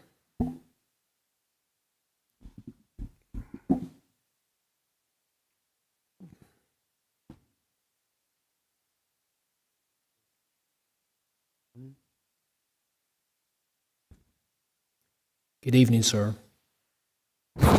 Thank you. I am David Wagner, U.S. Air Force, retired E6, and my wife Karen, 1506 Illinois Avenue. We've lived here, tax-paying, law-abiding homeowners since 2005, 21 years. I'm retired, decorated, technically partially disabled veteran, elderly, and a pillar of my neighborhood. I'm nicknamed the Good Samaritan by many on our street who know who I am, but not by a few questionable new people in the area who throw around trespass orders like candy at a parade. I really want to read the national anthem, the Pledge of Allegiance, and 10 Bill of Rights in this 3 minutes, but I can't have time. For 6 years, starting February 19 and 2020, I have been persecuted here by a false accusation alleging I did child enticement, as I was falsely accused by some basketball kids and parents at a park who committed a federal perjury lie. After my dad recently died in 2019, I was out playing tennis in that park to pick out just one good racket. Afterwards was my 30th anniversary of my former enlistment. I was feeling happy and asked to join in with basketball game and progress nearby. I was declined by what was actually a young teenage boy in a rude manner. He looked down at the ground like I guess I'm doing right now. I was shocked by him, only looking down, so I simply in defense said, I mean no harm. I was a good local guy, fixed book stuff at the park. He said no again, as if I still wanted to play. I did not want to play. I had no intention of playing anymore at him, so I simply just walked out the gate, sat down in my car, and left. I was nervous, because I didn't know why he treated me that way after 15 years. Anyway, I backed out, drove home. No matter what false lies he later told, all I did is I walked away. And they say I allegedly verbally enticed him, if you can believe this, at the trunk of my car, saying, come on over to my car and get some games and come to my house in a public place across the street from his parents. Everyone in town knows me over there, and they know our dog and they know my wife. Anyway, no vet would risk his pension, his house, his wife, his reputation for the stupid accusation that somehow the police took hook, line, and sinker. I don't know why they do that to us vets. But anyway, they were abrupt, and they trespassed me over the phone the next day, screaming at me, saying I have mental problems, and they never once checked my ID. They never once asked my name or said my name. They denied my complete Bill of Rights, treated me unhuman, and slammed the phone down. And I called the manager. Of course, back then, no one's going to return your call. The real predators are the slanderers, abrupt cops, unethical former city stewards, even a state representative I did mention to when he was campaigning, and even a fellow here that I thought was going to help me. But anyway, no, the new stewards we have now, I'm asking for your help. Please, the Bill of Rights, vets and elderly, I hope means something to you all. Please don't let the name Haven be misbehaving. God says, let my people go, so please let me go. Let me have my rights back to the park. My wife has had a stroke. She has leg swelling. We don't walk for 6 years. We had a Dalmatian. Thank you, sir. I just want to say, on behalf of the military and Jesus, we love you and thank you for all that you do, our citizens. We just hope you return the favor to us. Thank you. Thank you, sir. Miss Mary Ann Drew. Or consolidate with the Bay County Animal Shelter, which is at the top is number 5 in the state for euthanasia. And if that happens, there's going to be more euthanasia. There's going to be more dumping. And at Lynn Haven Animal Shelter gives animals a fair shake. And I just hope that you keep the children and you keep the animals at priority when you make your cuts. Thank you. Yes, ma'am. Thank you, Miss Drew. I'll tell you, I love your shirt. The rescue is the best breed. I literally have 5 dogs and 8 cats, and every one of them are rescued from 2 local rescues here. The consolidation is a possibility, but nothing has been approved, and I completely understand your concerns on the kill rates versus the no kill. I'm totally there with you. We asked the commission or the staff to put all options on the table for us to look at. Just because something is evaluated doesn't mean it's going to happen. And I can tell you, I'm very much keenly aware of your concern there. The city manager and I actually had a rather in-depth discussion about it this afternoon. We hear you. We hear the rescues. Please know I'm a very avid animal lover. Everybody up here loves animals. We'll see what happens, but that is not something that I'm personally, I anticipate supporting. I can't. But we'll see where there's going to be a lot of tough budget decisions that come out.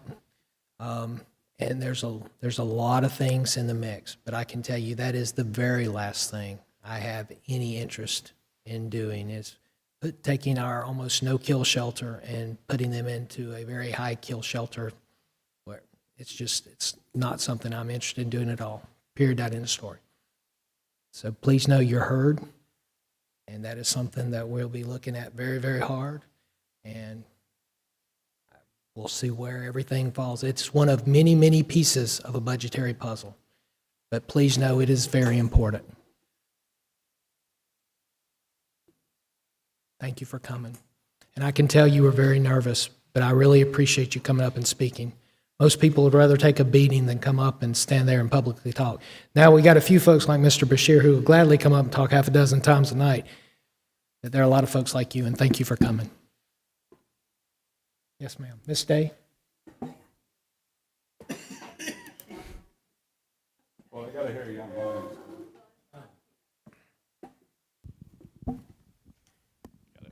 Yes, I was going to get back to this annexation. I'm telling you, this is bothersome to me. Please listen to me. Okay, the annexation, have Chris to make you a complete list of all enclaves and have him to tell you exactly what has to be run to each enclave. That'll be the best way to keep up with this. Then you're going to know how much money you are spending. Just make sure it's all on a piece of paper and you keep it beside your heart, close to your heart, because this is a danger and I see it happening. And I don't know if he said anything to you about, how about Bay Drive? Is that Bay Drive? I think it is. I keep hearing something about annexation going down to College Point. Is that correct? On the bay? Have you heard anything about that? Okay. Well, keep that in the back of your mind because there could be a list there floating somewhere. So just make sure that the CRA director, I don't know where he happens to be at this time, but I'm going to pick on the CRA director for a bit. There's a lot of money that you all need to be keeping up with this CRA. This street, what is it? Streetscape or whatever you're talking about. This is a selling program.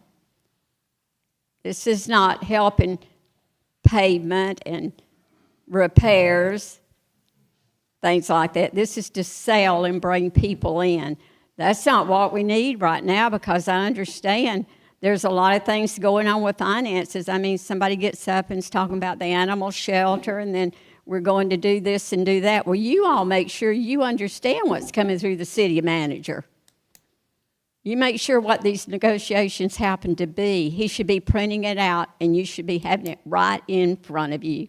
And that's all I'm going to say, but I will be keeping up with it, and I do know where they're at. So I hope you find out where they're at. Thank you so much. Thank you, Miss Day. I've got a Miss Wendy Bass. She's still with us tonight? Okay. Thank you, Miss Drew.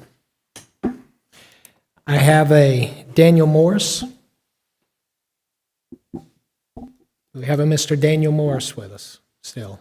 Okay. Amanda Buttram. All right. Well, that's everybody on the sign-up list. Is there anyone else that would like a public commentary tonight? Come on up, ma'am.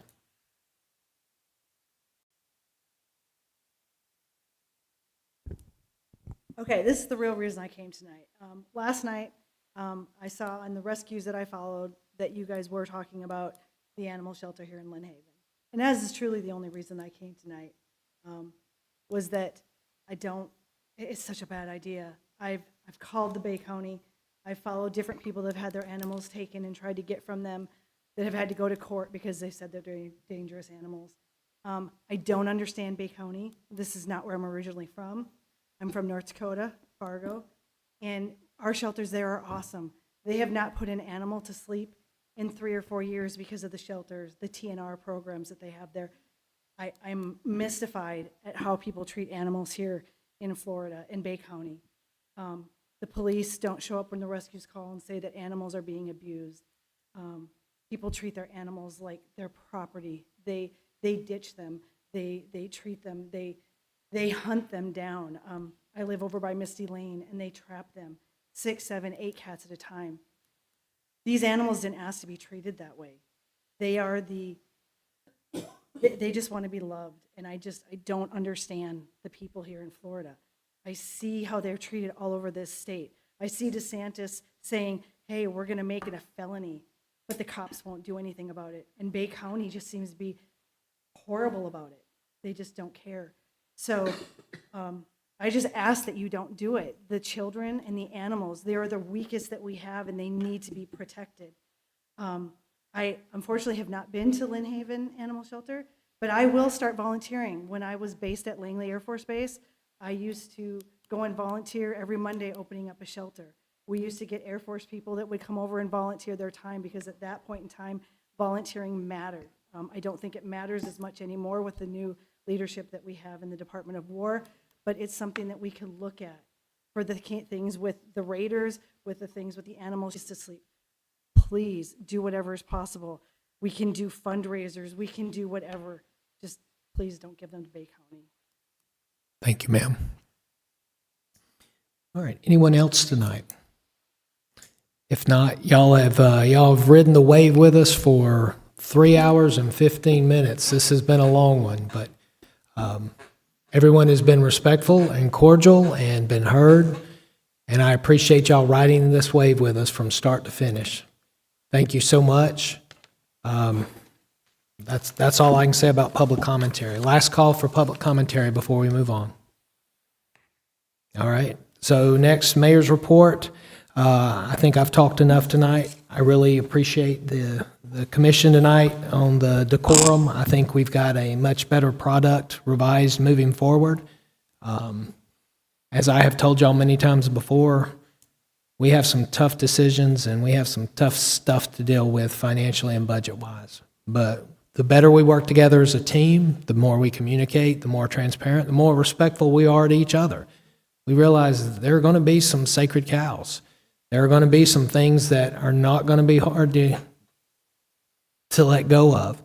But there are certain things worth fighting for. And that's where the give and take, this is where local sausage making is. We can disagree without being disagreeable. And the vast majority of the good people here in Lynn Haven are like that. And we'll work through it. And I hope we come out stronger at the end of the day, even if we don't get everything we want. We walk out going, well, that was a fair fight. Here's the decision we're at. Here's what we're going to do. And we're going to go forward from there as a team, as a community. It's not going to be easy. It's not going to be fun. And anybody that tells you it is lying to you. But we'll get through it together. We have to. And the bad thing about it is if the homestead exemption thing passes in November, we're looking at, on top of our lien, trying to get over the debt and the post-Michael situation that we're in now, we'll be looking at a possible 40-45% cut in the next year's lien budget. So even more fun. So this is going to be definitely multiple budget cycles, and we're in for a ride.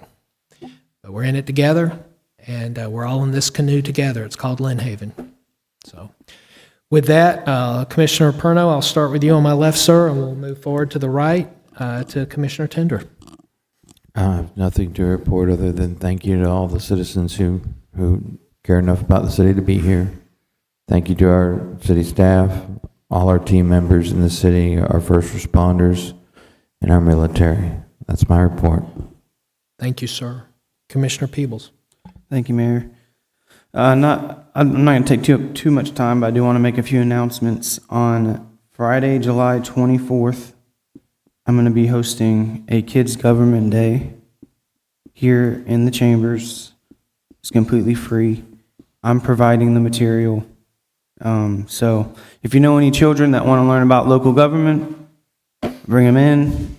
Hopefully they'll learn something. I know for myself, I didn't really appreciate local government until I was old enough to vote. So I'm hoping that with getting our future leaders integrated into what local politics is will help them gain a better appreciation of local politics and how it affects their everyday life. Completely free. Basically, the idea is they'll come in, I'll have a little slideshow, I'll explain what the commission is, the mayor, what staff, all the different roles of the city manager, and let them ask questions. At the end, we'll have a little election for them. They'll, rather than electing a person, because that can get a little contentious, we'll let them vote on what their favorite park is or something like that.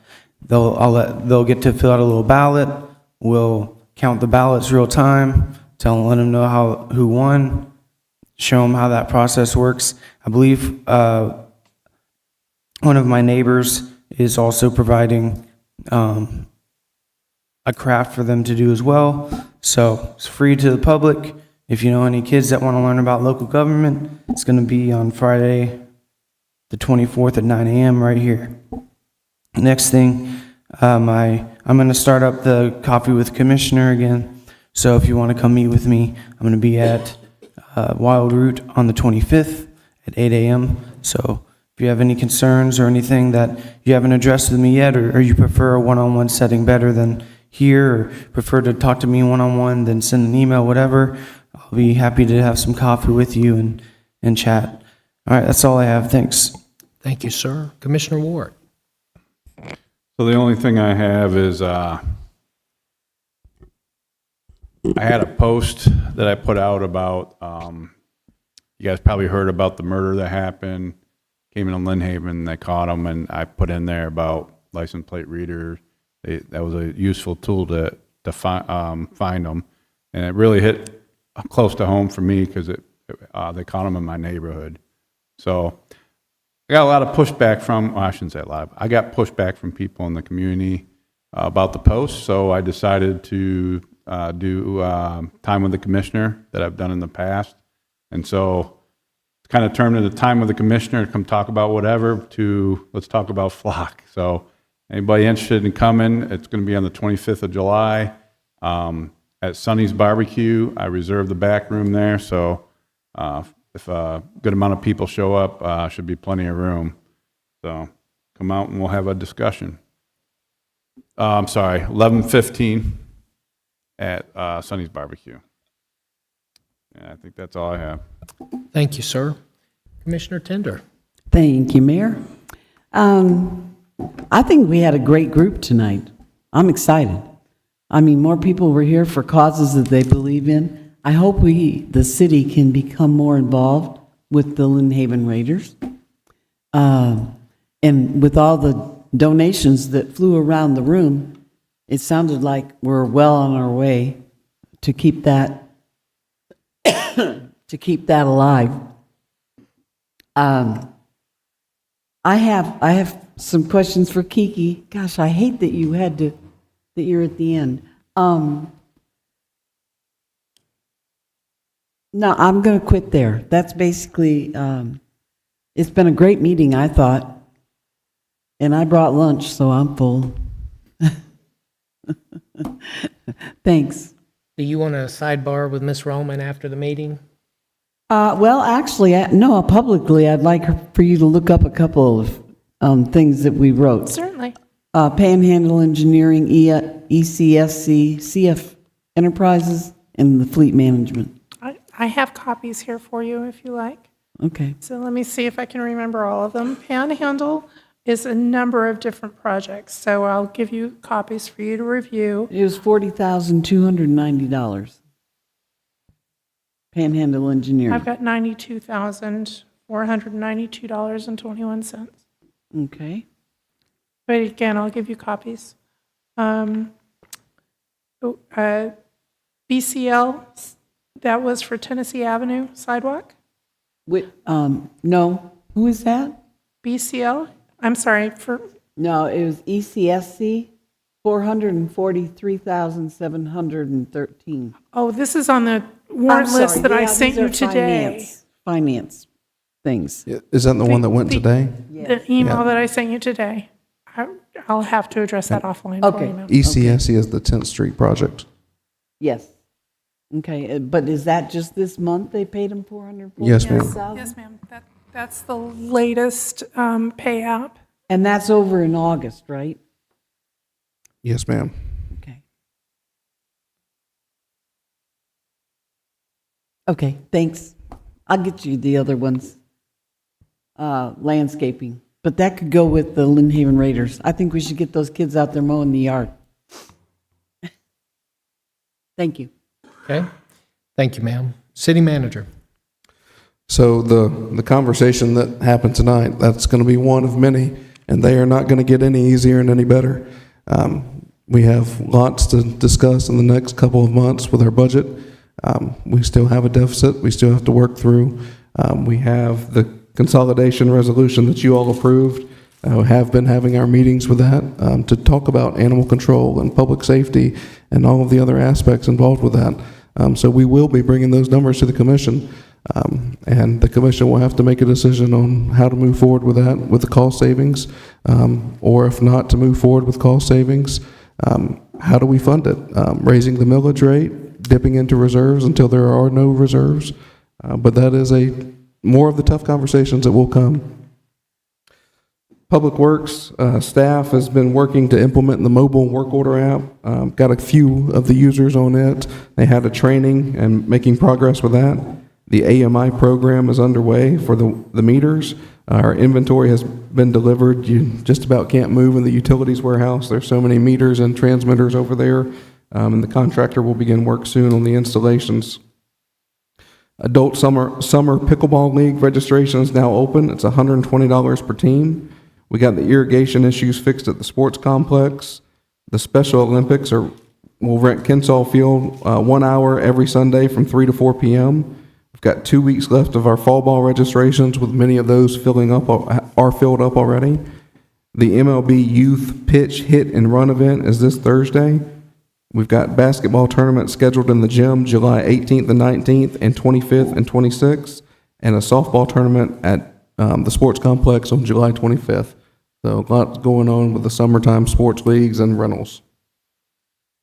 And then any other questions for Ms. Roman from the checklist that's in your packet? The $2,000 that you asked me about for Panhandle Engineering that was in the email that I sent you today, that is for design work for James Rogers Park. Speaking of James Rogers, we did receive those bids. We will be bringing those to the commission next meeting for you all to make a decision on to award, not award, a portion, as well as the Ford Ohio Avenue Streetscape project. That will come to you all the next meeting as well. The other one that I wanted to ask you was, it was $810 to CF Enterprises. They make rubber stamps. I can't imagine we did $800 worth of rubber stamps. CF Enterprises. They're on Beck Avenue. I used to work there. I'll have to look it up. I think that's who does our badges. Oh. The name tags. and Yeah, they do name wood. tags too. Yeah. Yeah. I think that's the sticker that's on the back of our name tags.